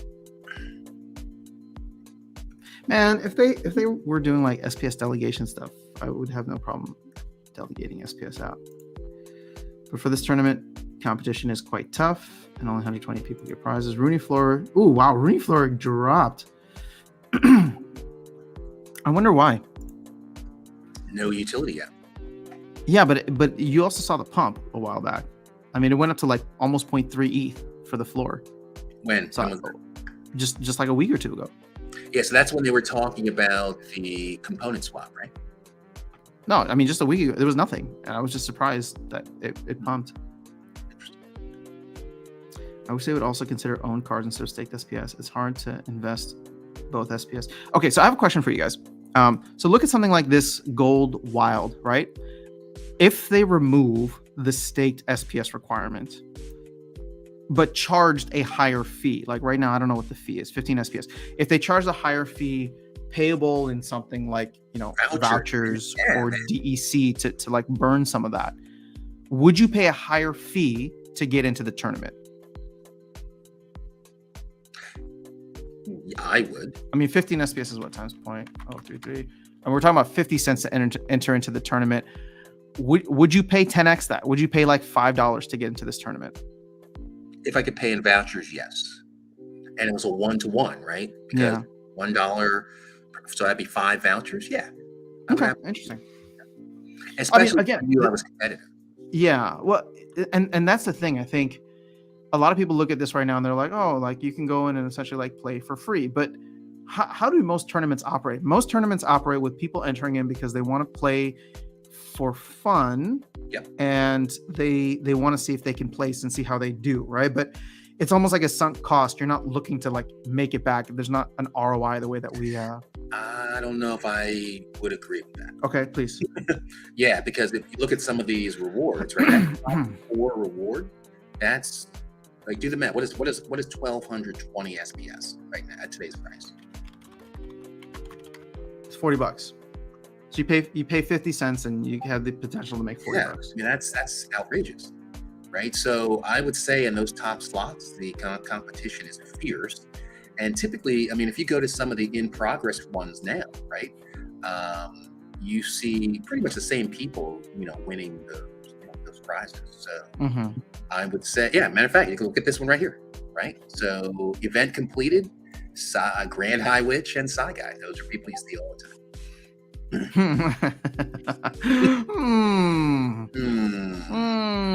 Yeah, something a little fishy. We're gonna keep it positive for this one, right? We'll get them next time. No, but seriously, right? I mean, so if you look at the winnings there, those top 4 people have won quite a bit. Yeah. I'll tell you this right now. I mean, I know I put out that question, but I refuse to enter these high level tournaments just because the botting is an open secret now. And I want to play people. I don't want to play bots.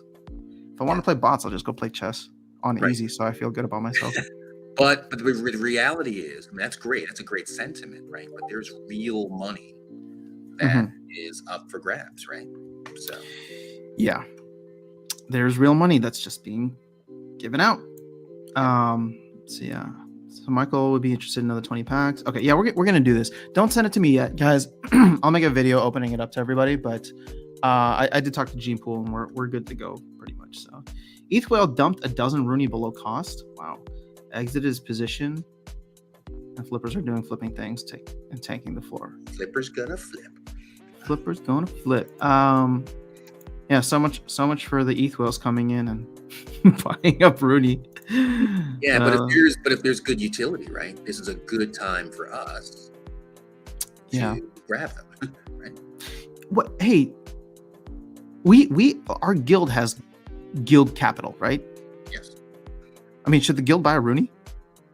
I mean, we might. Here's the thing: we might need Rooney in the future for guild stuff, and I'm just wondering. It's just like, am I going to give mine? Are you going to give yours, or should the guild have its own? 4, right? Yeah. So yeah, I would give up one of mine for some guild stuff. Sure. I mean, I would gladly give one of mine up too. The question I'm asking is, should we, or should that be a guild investment?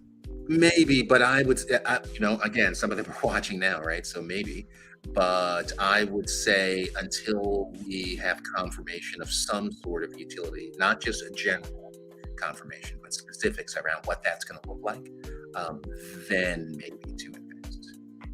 Yeah. But again, that's a conversation for the head honchos, right? Head honchos, yeah. Okay. Just throwing it out there.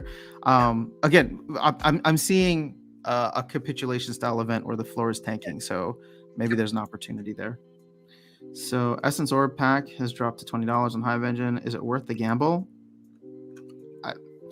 Personally, I wouldn't bother because I don't play in Wild and I have zero intention to. I mean, maybe in the future, but I don't want to overpay for cards that are. Yeah, I don't know. Since we're talking, sorry. No, you're fine. Since you brought up, we're talking about NFTs now. I got a super cool one from Chuny. Oh, cool. You want to share it? Yeah, I am. Just give me a second. I'm going to bring it up. All right. Did you check out the land stuff or no? Should we go through that? I couldn't find it. Oh, you couldn't find it? Okay, hold on. Let me. I might have taken it out, so let me just bring up my. Let me see if I can figure out how to get into the. It's like Mavs.sl or something. Hold okay. I'm going to share now. Give me a second. Mavs-sl.com. Here we go. Presents. Share screen. Okay. Let's see if I can log in here. All right. You want to share your screen? Oh, you did. You got it already. Yep. So it's kind of cool, right? There's been a lot of NFTs, well, not a lot, but some NFTs that have been coming from the community, right? So Chuny sent me this one. I told him how much I love the Grinch. He showed me a couple of them, and this is the one that I picked. It's freaking awesome. I love it. Nice. Where is this on? What platform is it on? So this is on OpenSea. Oh, and the program. Cool. It's actually in my hardware wallet. I keep everything in my hardware wallet now.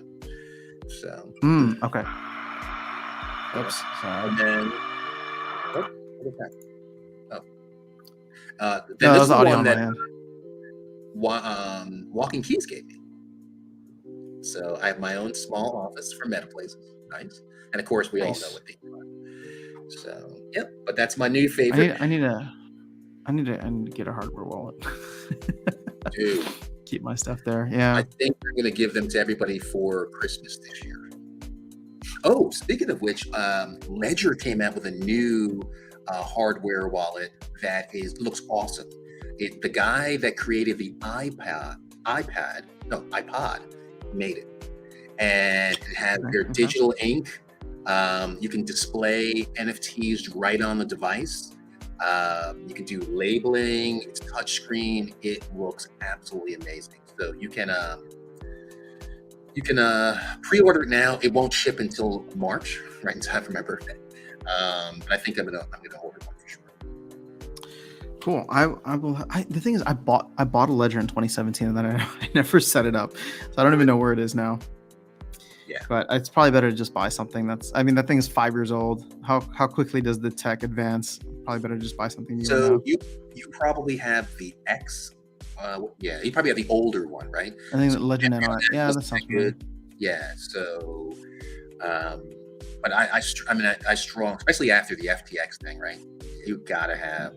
Well, I have private wallets, but they're not hardware wallets. So, yeah. I know. I should be better. Much better. Now people are going to try and hack me because I revealed that. Yeah. So again, you can just throw it in safe. As long as you don't connect it to the internet, you're good to go. Yeah. Anyway. Well, yeah, top 4 people. All right, I like it, man. Well, shout out to Chuny. Yeah, I like it. Yeah, Chuny, I'll message you back. We'll do something about tournament stuff. It's exciting. All right. Here, we'll jump into LAN in a minute, but this is the new screen. If you look at the top, there's no more cards. It's got the little items icon. it's Mavs-SL. Thank you, Virus. Okay, wait. Show me the link again. Can you show me the link real quick? Mavs-SL.com. I was on the wrong one. Well, no, that was the old QA server, and this one I guess is the new one, or it's the Mav server. Yeah, Wild Hog, it's really disappointing. There was so much promise for SPS, and then they changed it to DEC. So I mean, this, when you guys, like, people always get mad because I'm just bearish on SPS, but it's like, well, SPS isn't going to do anything. SPS is not going to do anything until DEC gets there, and DEC is not anywhere close. Do you guys think Rooney will be in game in January? I hope it's going to be in game in 2 days. But I don't know, Virus, because as recently as the last town hall, they said they were still shooting to try and get it. So, you know, I'm gonna have a little hype that we'll get it before the end of the year. Yeah, Mavs QA, not Splinterlands QA. Interesting. Okay, so glad you like it, and thank you for sponsoring the tournament. Supreme Victory Network says, I do not want to pay to enter a tournament that I'm just going to get smoked by a bot at the end of the day. Yeah, you know, I feel that way too. That's why a lot of the ones that I know I'm not even going to be close to competitive in, or if I have to like rank cards to get there, I don't even bother. And the thing is, if more people took this stance, I think the team would take notice. But at the end of the day, unfortunately, nobody really cares, because the people who are in there and have the ability to just farm the rewards will just continue to farm the rewards and not complain about it. So touchscreen wallet that displays your NFT. Now I want a pack size wallet to hold all my Splinterlands cards to show them off. Treasure is a good option too. Okay, cool. Protect yourself before you protect yourself as a reaction to an incident. Thanks, Baron. I needed that. I need to be better about my organization with everything, including like Splinterlands security too. So I'm going to do that today. Yep. That's what we'll do. Yeah, I become a freak when it comes to securing these assets, and hardware wallet was the first thing that I set up. I didn't get serious with crypto until I set that up. Yeah, nice. All right, so let's take a look at some of this land stuff. I mean, before you guys try to hack me, just know that I still have good security. It's just I need to get a hardware wallet. Is all it is. All right, so here's a little items thing. I see.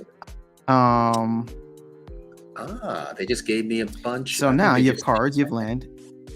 Yeah, sorry. What? They gave you a bunch of land? No, I think they're syncing.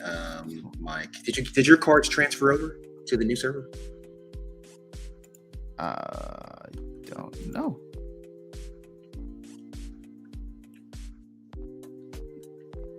No, I got everything playable. Okay, sorry about that. No, you're fine. Well, so this is just here. So here's a land thing.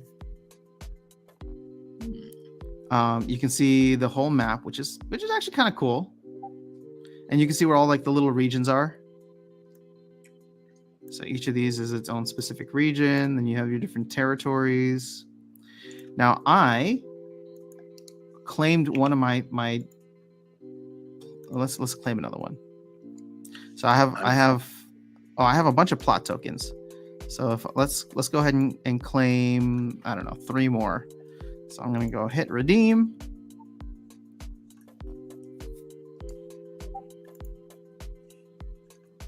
And okay.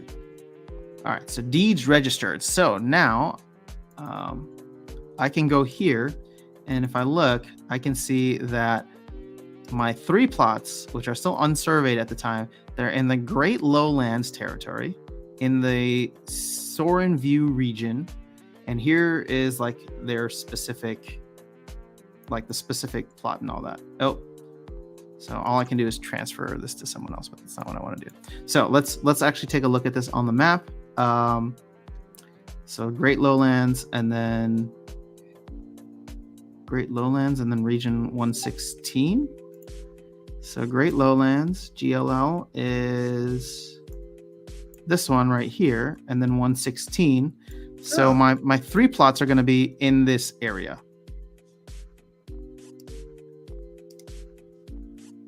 That's interesting.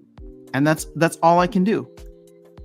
And here's the thing. I mean, I'm about to throw some shade on this, but I mean, let me take that back though. It's like you and I were talking about this and just like, oh, okay, like that's not really exciting. You don't really know what to expect. You can just look on a map and see where your land is supposed to be, but you can't do anything with it. You can't, it doesn't tell you exactly what kind of resources you get. You can't survey it. So it's kind of boring, but it is a step. It is a half step, literally a half step in the right direction. So I do want to give credit where credit is due, and say that at least we have this now. And hopefully in Q1 at some point, we will get the rest of it. And from my understanding with Farpetrod and what he's been posting, there is, it shouldn't take that long. I'm hoping that we get land phase 1 sometime in January. That'd be great. Again, in which we'll know we can't do anything with our land, but we can survey it. And then I think more importantly, what'll be interesting is if we can understand how the economics of the land will work, and maybe if we want to go and focus. I don't know if you're planning to buy some land plots, but at least you'll be able to start shopping around at that time. So this is interesting. You can send land, right? And I've just clicked on. So if you click on, see where it says claim deeds, click the next one over. No, the other one. There was 2. Go back. Oops. Okay, sorry. I don't know why it's being super slow.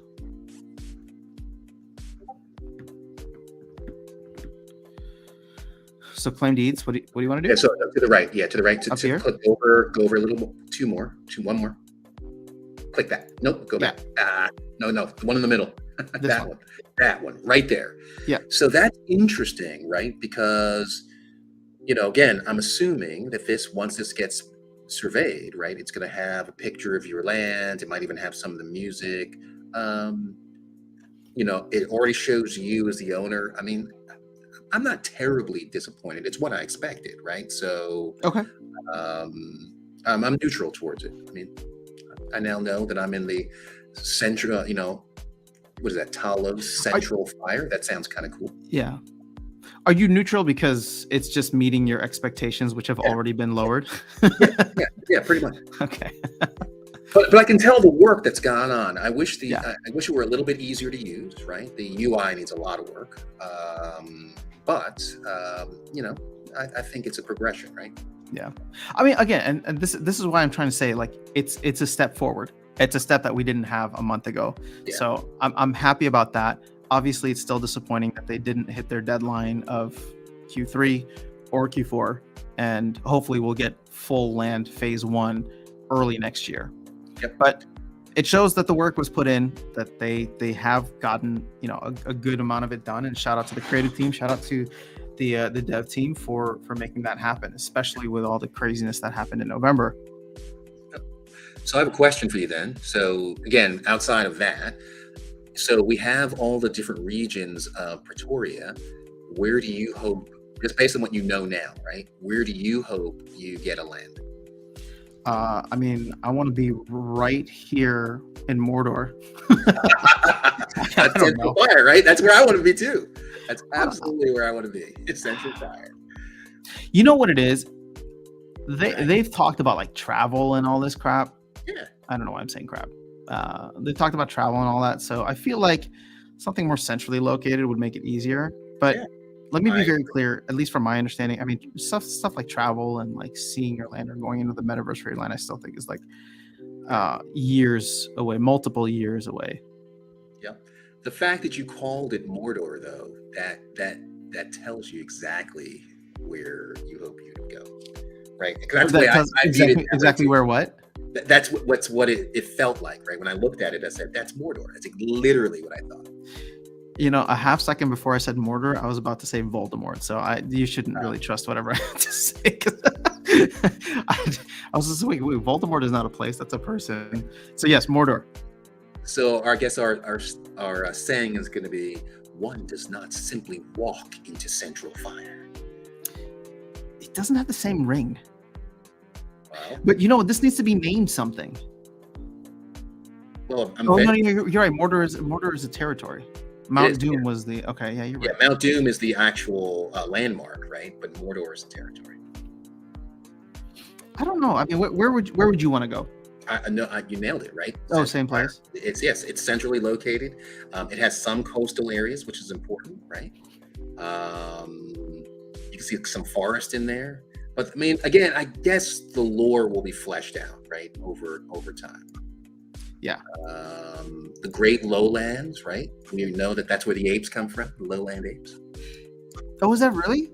Oh, No, yeah, I just totally made that up. Oh, but the Rooney has a lowland ape, right? Yeah, no, that's got to be it then. It's got to be somewhere here. Got to be there, right? I mean, they're not coming from Central Fire. Pristine Northwest, right? That's the Seattle of Pretoria. Right, so here's Portland. Okay, good. Exactly. Oh, is that little homeless guy again? So sorry, that was. I was just about to say, be like, all right, we'll avoid this area. Yeah.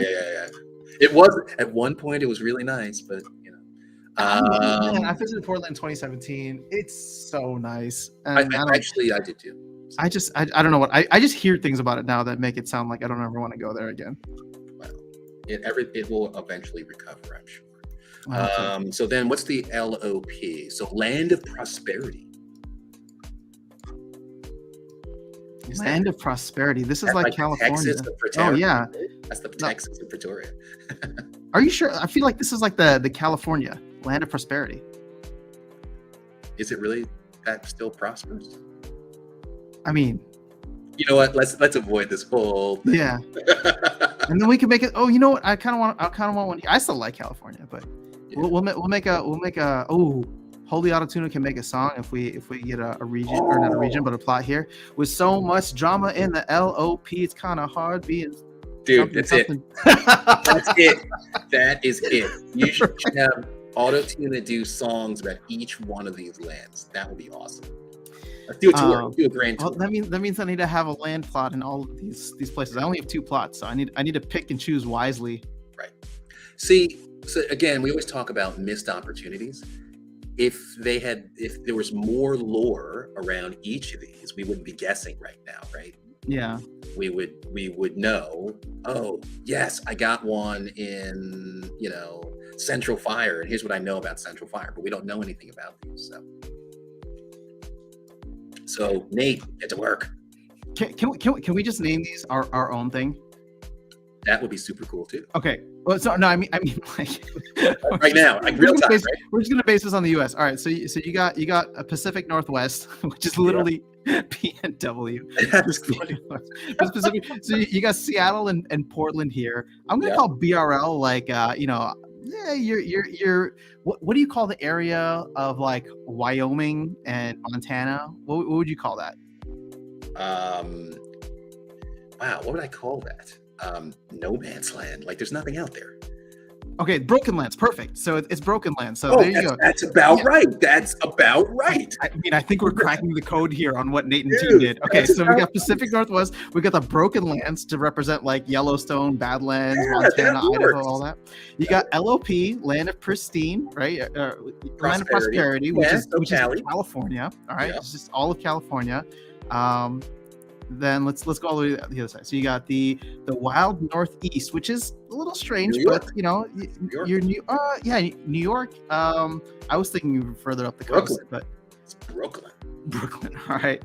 No. GLL. What is this? Great Lowlands. That one doesn't fit yet. But if you go to Shimmering Coasts, I'm thinking Florida. Yeah. And then Central Fire is your Texas. I agree, dude. Yeah. Your Texas or like Central South. So here's the bigger question that I have. So we've been playing this game for 5 years, coming up on the 5th 5-year anniversary, right? Mm-hmm. Where do we live? Where are our characters currently? Where is Mount Mox? Is that where your character lives? Well, yeah. Wait, are you talking about you as Darkestnyte, or you like your card specifically? My card specifically. Where are they located? Like right now, where are they located? Now, Mount Mox, is it Mount Mox? Yeah. I read a ton of lore, but I don't recognize any of these names. Yeah, see, that's my problem, right? I'm a big lore head, and I want to know the details of this place. Okay, you know what? I take it back. Darkestnyte. If they can deliver like a little bit more information, I think you and I can spend an entire month going through the map and absolutely and with the lore. And you know what? People, I don't know if people will enjoy that or not, but I can nerd out on lore. Why not? Well, I'll give you. I mean, here's a question, right? We know that Dr. Blight was the first person to take a ship here. Where did he land? Clearly at the Statue of Liberty, right there. Ellis Island. Yes, there we go. It works. He's at Ellis Island. This is Ellis Island right here. They're like, hey, fill out your paperwork. Where are your documents? Dr. Blight, what are you here for? I'm here for the opportunity. I'm here to kill everyone. Business. A little of both. All right, what other lore you got? Let's see if we can come up with something else. Hold on, I want to check and see. All right, so I'm thinking we're U.S. focused, but the Splinterlands community is international, right? So I think we need to expand our view. No, dude, look at this. This is the U.S. just drawn like a 5-year-old. It really is, actually. Yeah, it really is. This is I see 100% the U.S. I see it too. I totally see it. So I mean, I appreciate what you're trying to do, and I'm not trying to hate on anybody who's not from the U.S., but this is clearly the U.S. drawn by a 5-year-old. Yeah, because look at the islands to the southeast, right? We got Cuba and Puerto Rico and all that. Yeah, Cuba, Puerto Rico, Florida Keys. Yeah, maybe. Actually, though, that shimmering coast, the shape looks just like Africa. It does. Yep. And even, I guess, the Great Lowlands, I mean, that could be Asia, right? That could be Asia. The mountains, that's the Alps in Europe, maybe? Or the Pyrenees? Where, up here? Where the Central Fire is, right? That mountain range is there. Could be the Himalayas, maybe? Okay, but I would say closer to either the Alps or the Pyrenees. So, the stock jockey, the U.S. drawn by 5. So wrong, dude. Was that accurate or not? Yeah, but I mean, I think it's I'll say this. I'm not disappointed. Actually, I'm a little bit better than neutral. I mean, just having opened up a pack, and it was kind of cool, right? I just opened up a a one token, one region token, right? Mm-hmm. And so I have, just give me a sec. Land.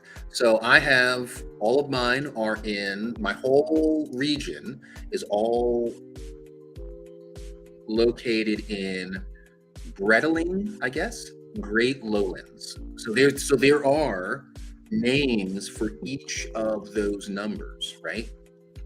And they're all Sornview. Oh yeah. Okay. Interesting. So there's more, right? So there's more detail here than is initially apparent. So I would say, right, Nate has a lot of work ahead of him. Like a lot of work. I mean, I don't know if you heard what he said in the town hall, but he said a single one of these territories, right? So there's 7 territories. He said a single one of these territories is supposed to be the size of the entirety of Middle Earth. Wow. So from a lore perspective, yeah. I mean, to your point, guys. Before you think I'm like super salty about this, I'm actually having a lot of fun. Good. So, yeah, so I like it. I'm just throwing up funny comments, but I'm having fun with it. Open up another one, man. Open up a bigger one. Like, do a track. Okay, tracked. All right. See, now this is kind of exciting. Yeah, but see, here's the thing. We're doing this before it's actually out. So my question for you is, next Sunday, if this is out and released, we'll reveal our stuff potentially on stream. Absolutely. Yeah, I'm in. I'm totally in. And then does the novelty wear off after 1 week? And then we have to wait another like 3, 4, 5. Yeah, of course. but it's still something, right? All right. So let's see. Ooh, wait. Oh, everything is in this area. So 100 plus. Okay, so you want to see something interesting here? And I feel like this is what they're going to do in the game itself, but it's not like opening a pack. It looks as though if you look filling it out. Yeah, it's filling it out. It's telling you where the next one is going to be. So you can try to aim for something. I don't know if this is randomized, but it's just like the next region, right, is going to be Hamford. The next available tract is going to be this tract. That's awesome. That is awesome.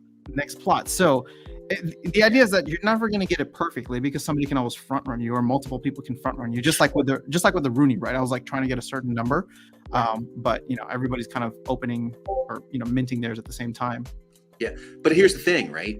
You, it's going to force you to stay engaged, right? Sure. Like you just can't check out. You're right. Yeah, you can't just check out and be like, oh, I'm pissed. Where am I? Like I want to be in the central fire, right? So I'm going to have to wait and pay attention and then say go. That is a great point. Okay, you know what? All right, we're gonna have fun with this for the next couple of weeks. Thanks, Farper Trot and Nate and team. Land 0.5 is gonna at least keep us engaged and busy. I don't know, man. I think I need to get an LOP now because that song is stuck in my head. Right. So here's the funny thing, right? I wanted it to be BS, right? I was like, that whatever. There's no fun and utility in that, but it's something different. So I'm good. You know what's great about this too? We've been talking about this for the last, 10, 15 minutes. Yeah. And there's zero talk about tokenomics, tokens. It's just we're diving into the lore. We're enjoying the game for what it is. So kudos to the team for that. All right, hold on. We're so behind on chat, so I'm sorry, guys. So here's a bigger question, right? So how many pieces of land do you have? 2. Okay, so you have 2. Do you want them in the same territory, or do you want to pick different territories? I feel like I want to diversify just because I want to have like a main house and a beach house. So where I want to live? Central Fire. That's for the first house, right? For the first land. Gankland. Where's that? You want to live in Gankland? Wherever Gankland is. I want to plot in Gankland. Well, I think it should be a plot next to Gankland because he's going to have the entire region to himself. Right. Here's the thing. He could, keep the castle, swap it, right? I could swap in, but then sell the individual plots and be like, all right, well, here, welcome to get. Damn, can you imagine? No. Oh, maybe I should grab that region for 242. But that's the thing, right? You don't want to come to Aftersound Land. You know what? We have to make it sound fun and almost inappropriate. It's gonna be Aftersound Playground. There it is. So that's the thing, and maybe that's a future utility where you get to rename it. Right? They said that you will be able to name regions. There it is. So. Yeah. So this whole thing I think it's going to take off. Let's see how inappropriate can I make this? So after sound, what's a good like? Oh no, never mind. These are territories, not regions. I was going to try and come up with something. Yeah. See, that's the thing, right? You have these islands here with no numbers on them. Right? I think those are reserved for the team to do like gameplay stuff with. That's fine. No. Yeah. Also, what's funny is like they talk about never doing land again, but this is supposedly one continent on a planet. So, I mean, what happens in like 5-6 years when they're like, all right, some people saying this is the North America or Europe or Asia. What happens when they do one of the other ones? What happens? So aren't there 2 moons on this planet as well, right? Lunaria and Solaria, or whatever they're called. So I mean, dude, you can have land on a moon. That's where the Pellicors come from, right? What? Wait, but first we're gonna need to get the Elon Musk of to get us there. Well, you are called Papa Bear, right? So. Papa Bear. Oh yeah. Did I say? Oh yeah. I'm going by Papa Bear officially now. Yeah, I mean the potential here, right? To have a plot of land on one of the moons. What's the planet even called? Splinterlands, right? One of the Splinterlands moons, right? That would be crazy. Yeah, we're getting real sci-fi right now, but I like it. Well, they started it by giving us land on a fictitious world. I want you to go into the next town hall, and when they reveal this and be like, yeah, land's coming out. Ask Nate when moon, but not like, but not the moon of the tokens. Like when are we gonna be able to buy land plots on the moon? Yep. Hold on. What's the name? I don't care about SPS going to sky high value. Oh, dude, I just want to buy. I just want to buy land plots on the moon, please. Yeah, you know so what? So When Moon, that's going to be the new thing. Now that land is done, I want When Moon. So, oh yeah, here it is. The moons of the Splinterlands are called Solaki and Lunaki. There you go. So, Sulaki? Yeah. Okay. Yeah, Solaki and Lunaki. So, yes, When Moon. And they're going to go, what the hell? Now that land is out, I think we should just banter them for When Moon. Yeah. I want to buy a region on the moon. Yes. That's crazy. All right. I see Flo, I'm not playing in Ghost Card tournaments. Are you playing in that Ghost Card tournament? It was the bronze level one. Oh, dude, where is it? I don't even know where it is. I think it might have started already. I think we missed it. Boo. Hive no support on Ledger. I couldn't see it, so maybe I'm locked out. But if I have Hive assets or tokens, that's not a bad idea. Hold up. Yeah, I don't see anything that says. How can we access test server? I think somebody posted already. Mavs-sl.com. Yeah. Our question I've asked on a few streams is, do you think a plot will be worth more if you do not claim it versus going through the reveal? Hard to know. I say yes. Yeah, I have no idea. I think it just depends on what's left, right? And depends on what it is, right? If it's a legendary, it'll be a premium, right? If it's a common, but my feeling is even commons will be highly sought after, and if not right now, sometime in the future. Yeah. Beach property after. Yeah, dude, I'm telling you, LOP. It's kind of hard being. No, what is it? So much drama in the LOP. It's kind of hard being after SOUND. What? Oh my God, I got it already. Oh, here we go. It's happening. It's happening. Wait, but it's supposed to be wholly out of tune. So yeah. It's happening. All right. So is land like Rooney? If you claim them at the same time, are they all in the same place? Yeah, it seems like it. It's not like opening packs. Or dude, it's like opening packs, but you know what's going to be in the next pack. All right. So we know where this is. So now we're incented. We know where they're currently opening packs now. Uh-huh. We're incented to wait, right? And to get closer to where we want to be. And I think certain tracks will probably, or regions will probably go really quickly based on that. Yeah. I can see that. So I think everyone's going to want something in Mordor for sure. Like that. We're officially calling it Mordor. So Mordor's Texas. There we go. So our plots locked to accounts and set, or are they next available? I don't know. Looks cool. Can't wait to see how much it changes. I'm becoming more and more pleasantly surprised. Good. Yeah.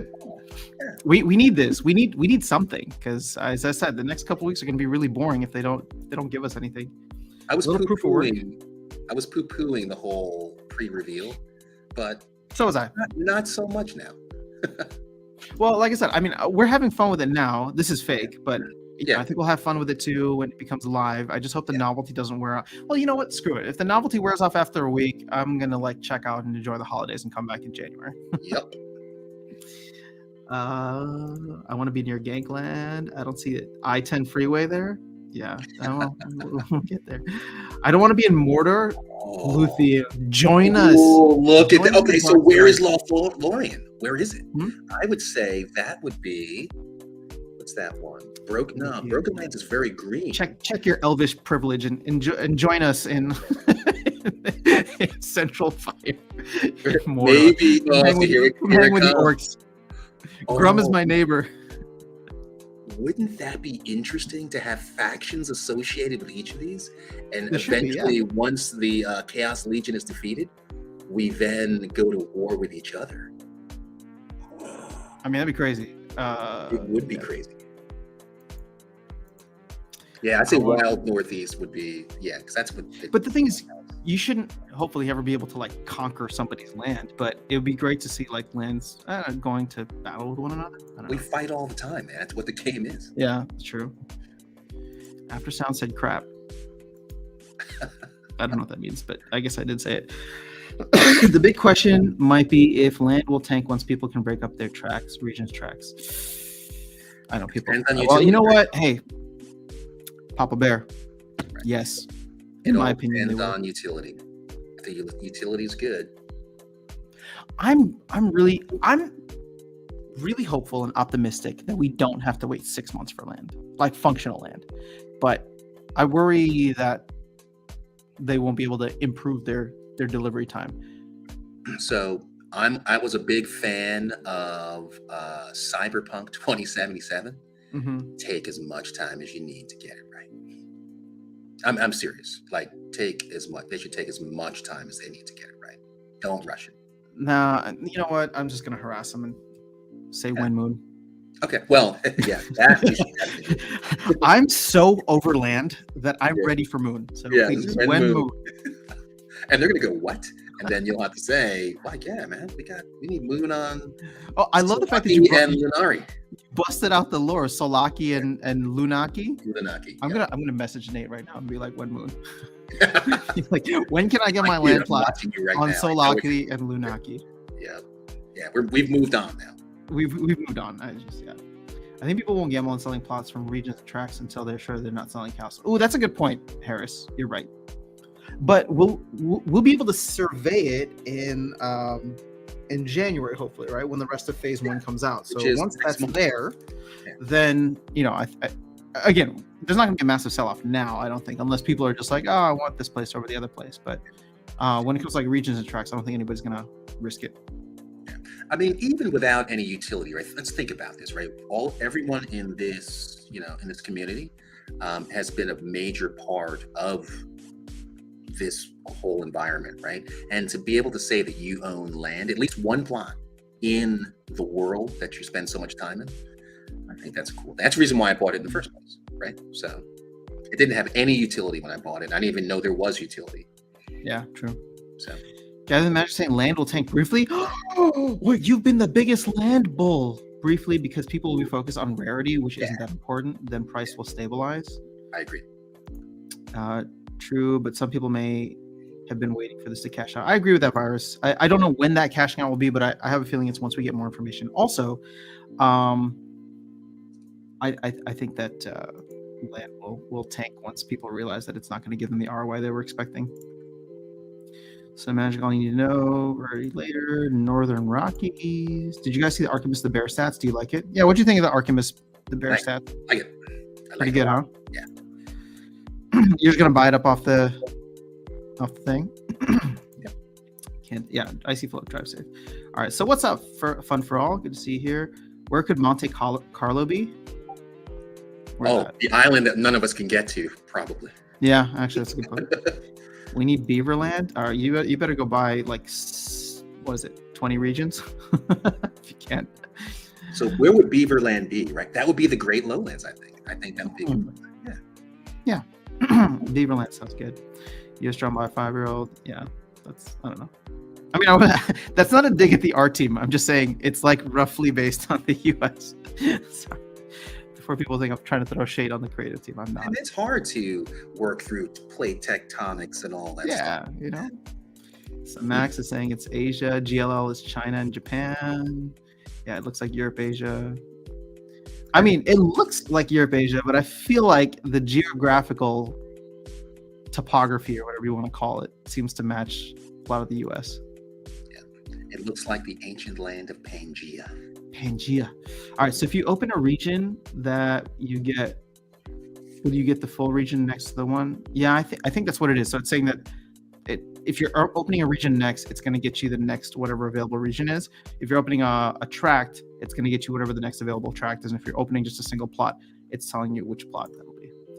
I think land is going to be freaking amazing and worth the wait. Yeah. Sorry, go ahead. What were you saying? No, I was going to say the same thing that Luthien just said. Yeah. Oh, I'm bullish on land long term. It's just a matter of getting there. And again, with like limited resources, it's a time preference. So they've already delayed it for 2 years, but now they're working on it, which is great. All right. I opened up a region, right? So I pushed that to Hamford now, right? Nice. Okay. I'm going to push it again. You okay with that? Just keep opening regions. Yeah, I'm going to open up another region. So hold on. Redeem. Firm. Bank land development for condos. Papa Bear land. Oh, yeah. That'd be great. All right. Now refresh yours and see what it says. Okay, so mine currently says Hamford 120. Yep. You open up a region, right? I did. Yep. So if I refresh this, I'm assuming it can say 121 or 122. Okay, so it must need a update. So it might take some time then. You know what? Also, I don't think this is connected. Because I have 3 region tokens, you have 3 region tokens. If every Mav got 3 region tokens, we'd have way too many. So I think this is just like an individual thing that you can play with. Yeah. Oh, okay, that would be interesting. So you think we have our own instance? Yeah, everybody has their own like Praetoria map that they're working with, just so you can see how it works, but it's not all interconnected. Yeah. I'm gonna buy some cards on the Q. Oh, look at this. Oh, dude, look at all the packs we have on the new QA server. Are there so many? Dude, click your open. Give us packs. Dude. 10. Oh man, you can open up everything. Beta, alpha, orbs. Oh, dude, I have to do this. I'm sorry. Open multiple. You gonna open them all? No, I'm gonna open up some alpha packs, which I've never opened before. You know, this would be a perfect place. So you'd have to be a Mav, and I know that's not easy or cheap for anyone, but if you were a Mav, this is a place where you could run private ghost card tournaments. Essentially, right? I didn't think about that. Because this is something that I wanted to do. Or like, for example, a league, right? Like if I wanted to do, I think it'd be really cool. And I've been wanting to like put the effort into like setting something like this up where you create a league, but if you want to get everybody on the same footing, they would have access to this and you can create like tournaments or whatever in there. But I don't know. I just got 4. I'm sure that's kind of abusing what they're putting it out there for, or not using it for the exact, thing. But we're having fun, right? We're having fun. We're spending time. We're probably streaming the game. So come on, dude. I'm in. If you do a tournament, I'm in. Yeah, it just gets us to that. Like you can create your own ghost card tournaments here. Everybody just jumps in. When Moon, yes, Moonland. That's it. We're in. All right, guys, we have to do it. This is the new meme. It's gonna be when Moon.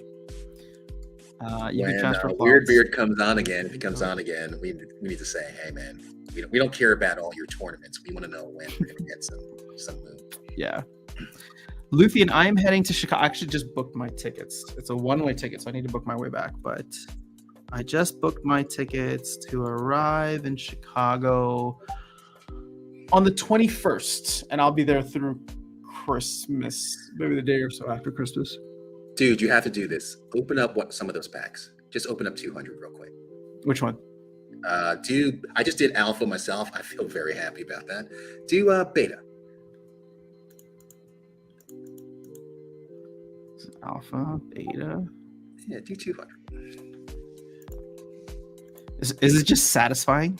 It is. It's super satisfying.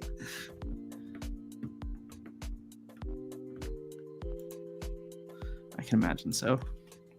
This is what life must have been like 5 years ago, right? Doing what we're doing now. Mm-hmm. Look how choice. Oh. It's kind of paused. Are you plugged in, man? Opening the beta packs has knocked you offline.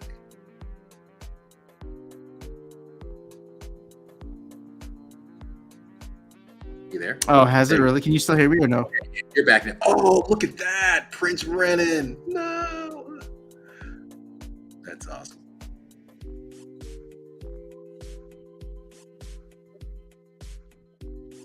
Yeah, you're frozen. Oh, see the gold Lord of Darkness? I cannot because you're frozen.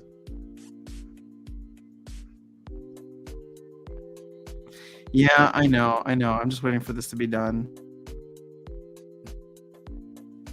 You'll have to show us. We're almost there. Yeah. Sorry, guys, my computer. Oh, all right, all done. More nice. Can you hear me now? Yes, we can. Yep.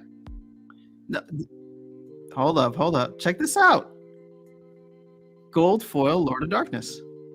What? That's awesome.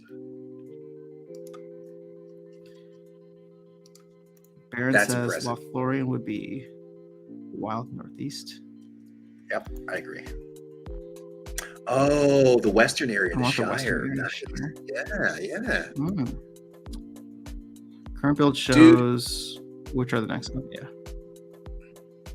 What's up? We've been talking for over 2 hours. It felt like 15 minutes. So landed that. Well, land was only the second part, but yeah, I agree. I mean, we just have fun. It's also a place you can practice for ghost card tournaments. Agreed. Hurts. Who here does have access to the map stuff? I know most people don't, which sucks. But I'm just curious who else does have access aside from the usual suspects that we know, like Virus and Luthien and folks that are or have talked about it before. I just got a gold Lord of Fire. Great Lord of Fire. Oh, That's now good I own stuff. some cards. Yay. So I'm going to open up some packs later on. So this will be a great place to test. Yeah, that could be interesting. Wait, can you send me a challenge on there on the test server? I just want to see if it's going to work. Yeah. But Because again, I don't know if the accounts are connected. Well, let's see. Huh? I don't see an Someone like how land is working. Challenge, yeah. Send. It did work. Oh, yeah, let's do it. I don't even know what I have, but let's go. Why Doesn't is it matter. asking me to sign transaction? I'm going to beat you with my gold foil Lord of Darkness. Oh, yes, I am. But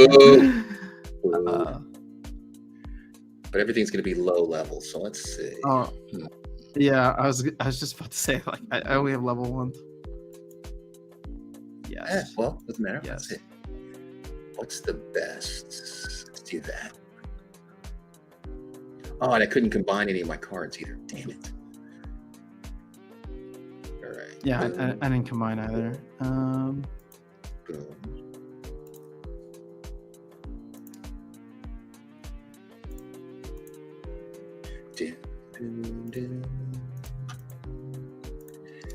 Whatever. This is good enough.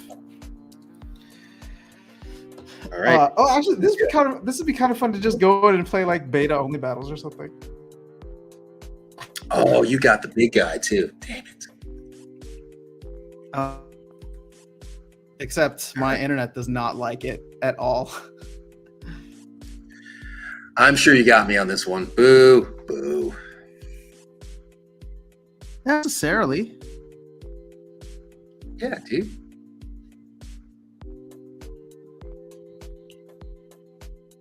Yeah, because I have negative speed and negative, and negative life.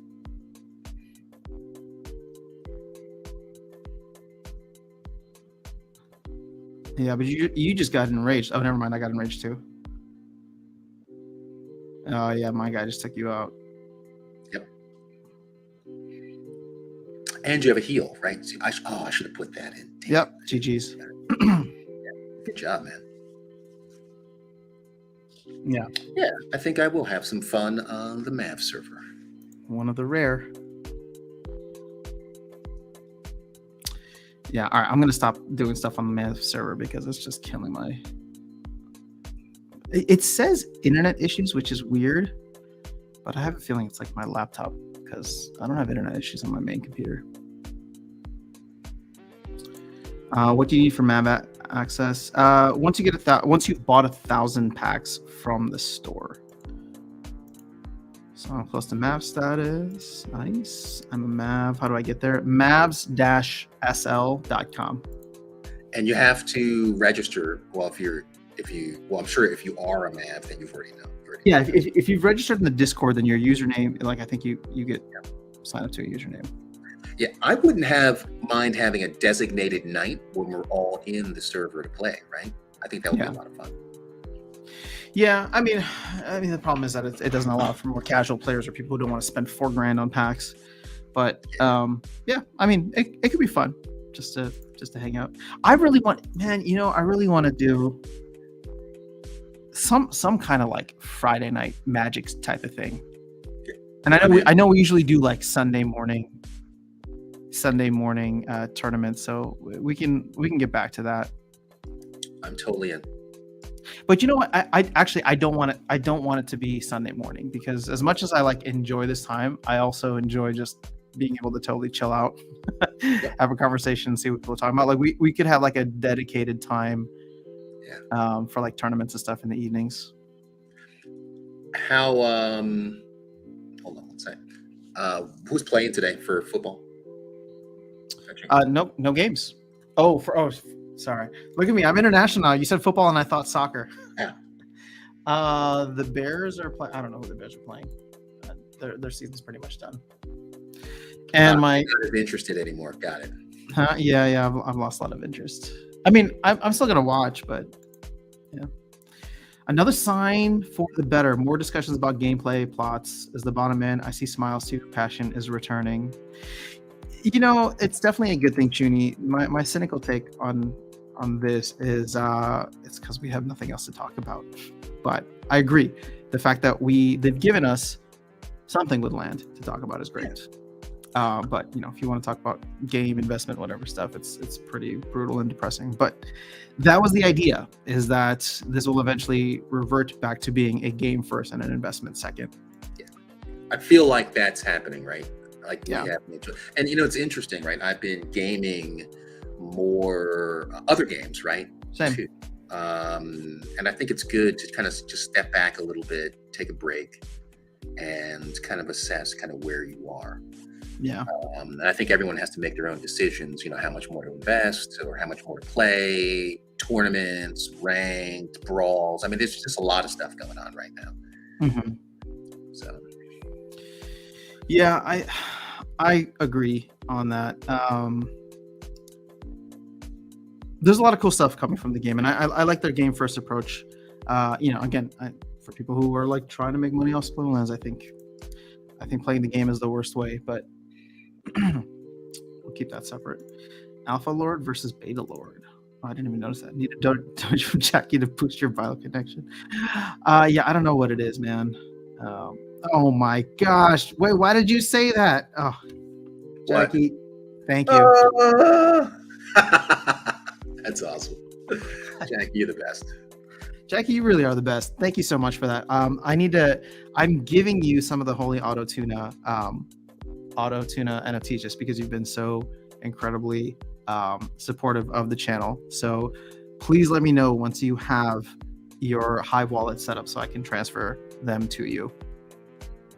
But thank you again. I will put it towards better internet access, I suppose. Oh my gosh.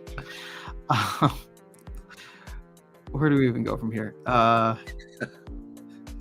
Just have to show that you bought 1,000 packs in Discord. Yeah, the magic. There you go. So do you need to buy 1,000 ones for mouse? Yep. Okay, cool. So do I have to buy a spellbook to play on the QA server? No, I don't think so. No, so you'll log in, and then a few minutes later, they'll send you a bunch of credits, a bunch of TEC, and a bunch of SPS. Mm-hmm.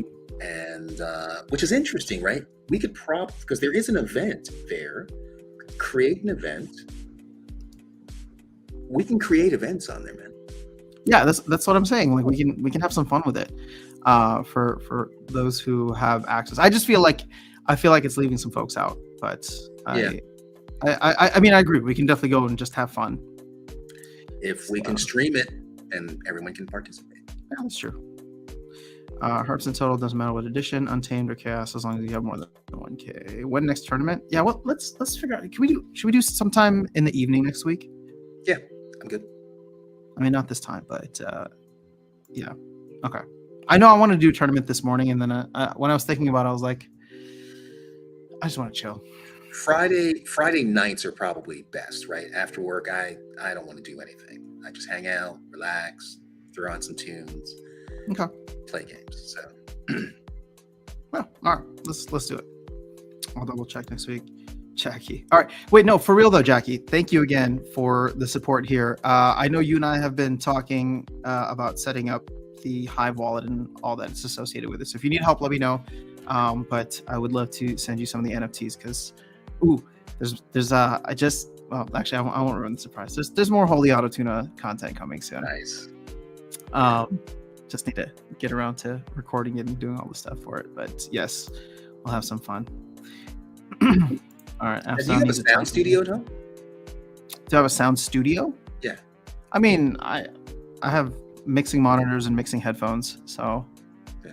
I do a lot of it. I do a lot of it at home. If I need something like specifically done, I will go to a studio or to a friend that has like higher end equipment than me.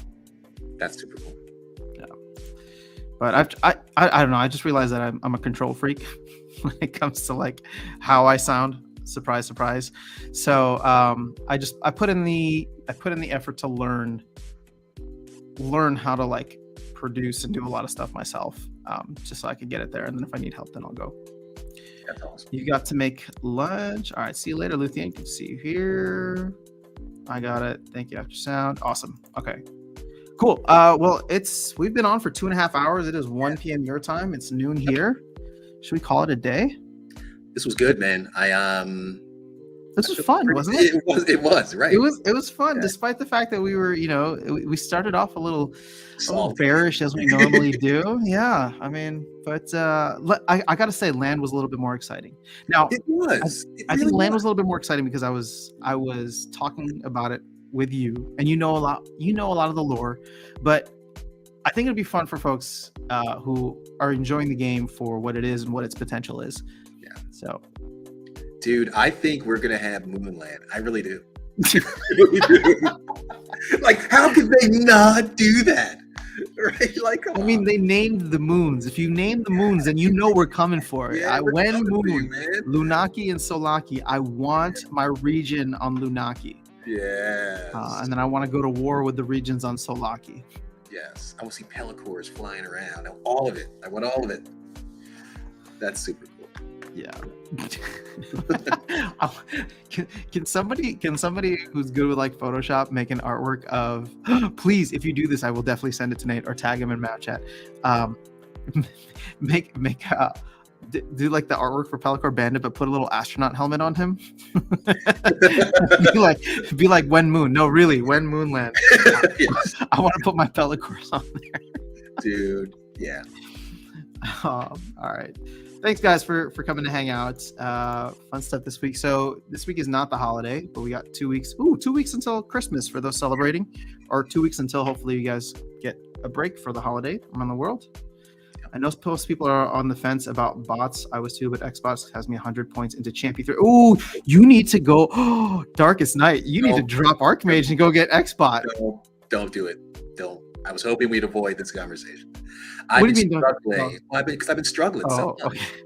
So I've made my investment in Archmage, right? I prefer get their AIs button gear, and let's make this happen. We'll see, man. Xbot got a good review from Bulldog too, so we'll see. There might be some. I need Archmage to up their game because I've been struggling. It was so bad I had to take over, and I was like, I blew my ECR out, right? I'm like what's going on here? Yeah. So I think, to be honest, what it is, this happens whenever a new card comes out. Mm-hmm. Right? So yeah, for sure. I think that's part of it, but still not happy. Still not what it is. All right. Well, I'm sure we'll talk more bots at some point. Butters, thanks for coming through. Oh, Virus, you are awesome, dude. Thank you so much. I'll have a new post up for Holy Auto Tuna stuff. That's going to be happening a little bit in December, but really kicking off more so in January. So appreciate all the folks who are supporting the project. More content with it coming soon. Actually, I'll give a little teaser out here. So I don't know if Brandon's here, but for Luthien. Oh no, Luthien left too. All right, then I won't give the teaser out. All right, that was a terrible place to end. I said I'm going to give you a teaser, and then I took it back. Yeah, take it back. You're fine. Yeah, and you guys are just going to have to live with that. All right, Darkestnyte. This is awesome, dude. As usual, super fun. Guys, thanks so much for hanging out. I will be back live on Tuesday and Thursday. And are we going to do a tournament on Friday? I'd like to. Yes. Yeah. Okay. I'll set this thing up. Oh, wait a minute. Yeah, You know what? hold on, Let's don't- confirm after. I think we should be good. Okay. Okay. Let's confirm because I gotta check my thing too. It's the 16th. Yeah. Double check. Let me know. I mean, if there's another day this week, we can always do Yeah, another we'll day. figure it out. Cool. All right. Oh, Luthien's here. All right. We're gonna close out the stream with this. Hello, darling, my old friend. That's all I'll say. We'll have some fun with it. All right, guys. Have a good one. See ya. Take care.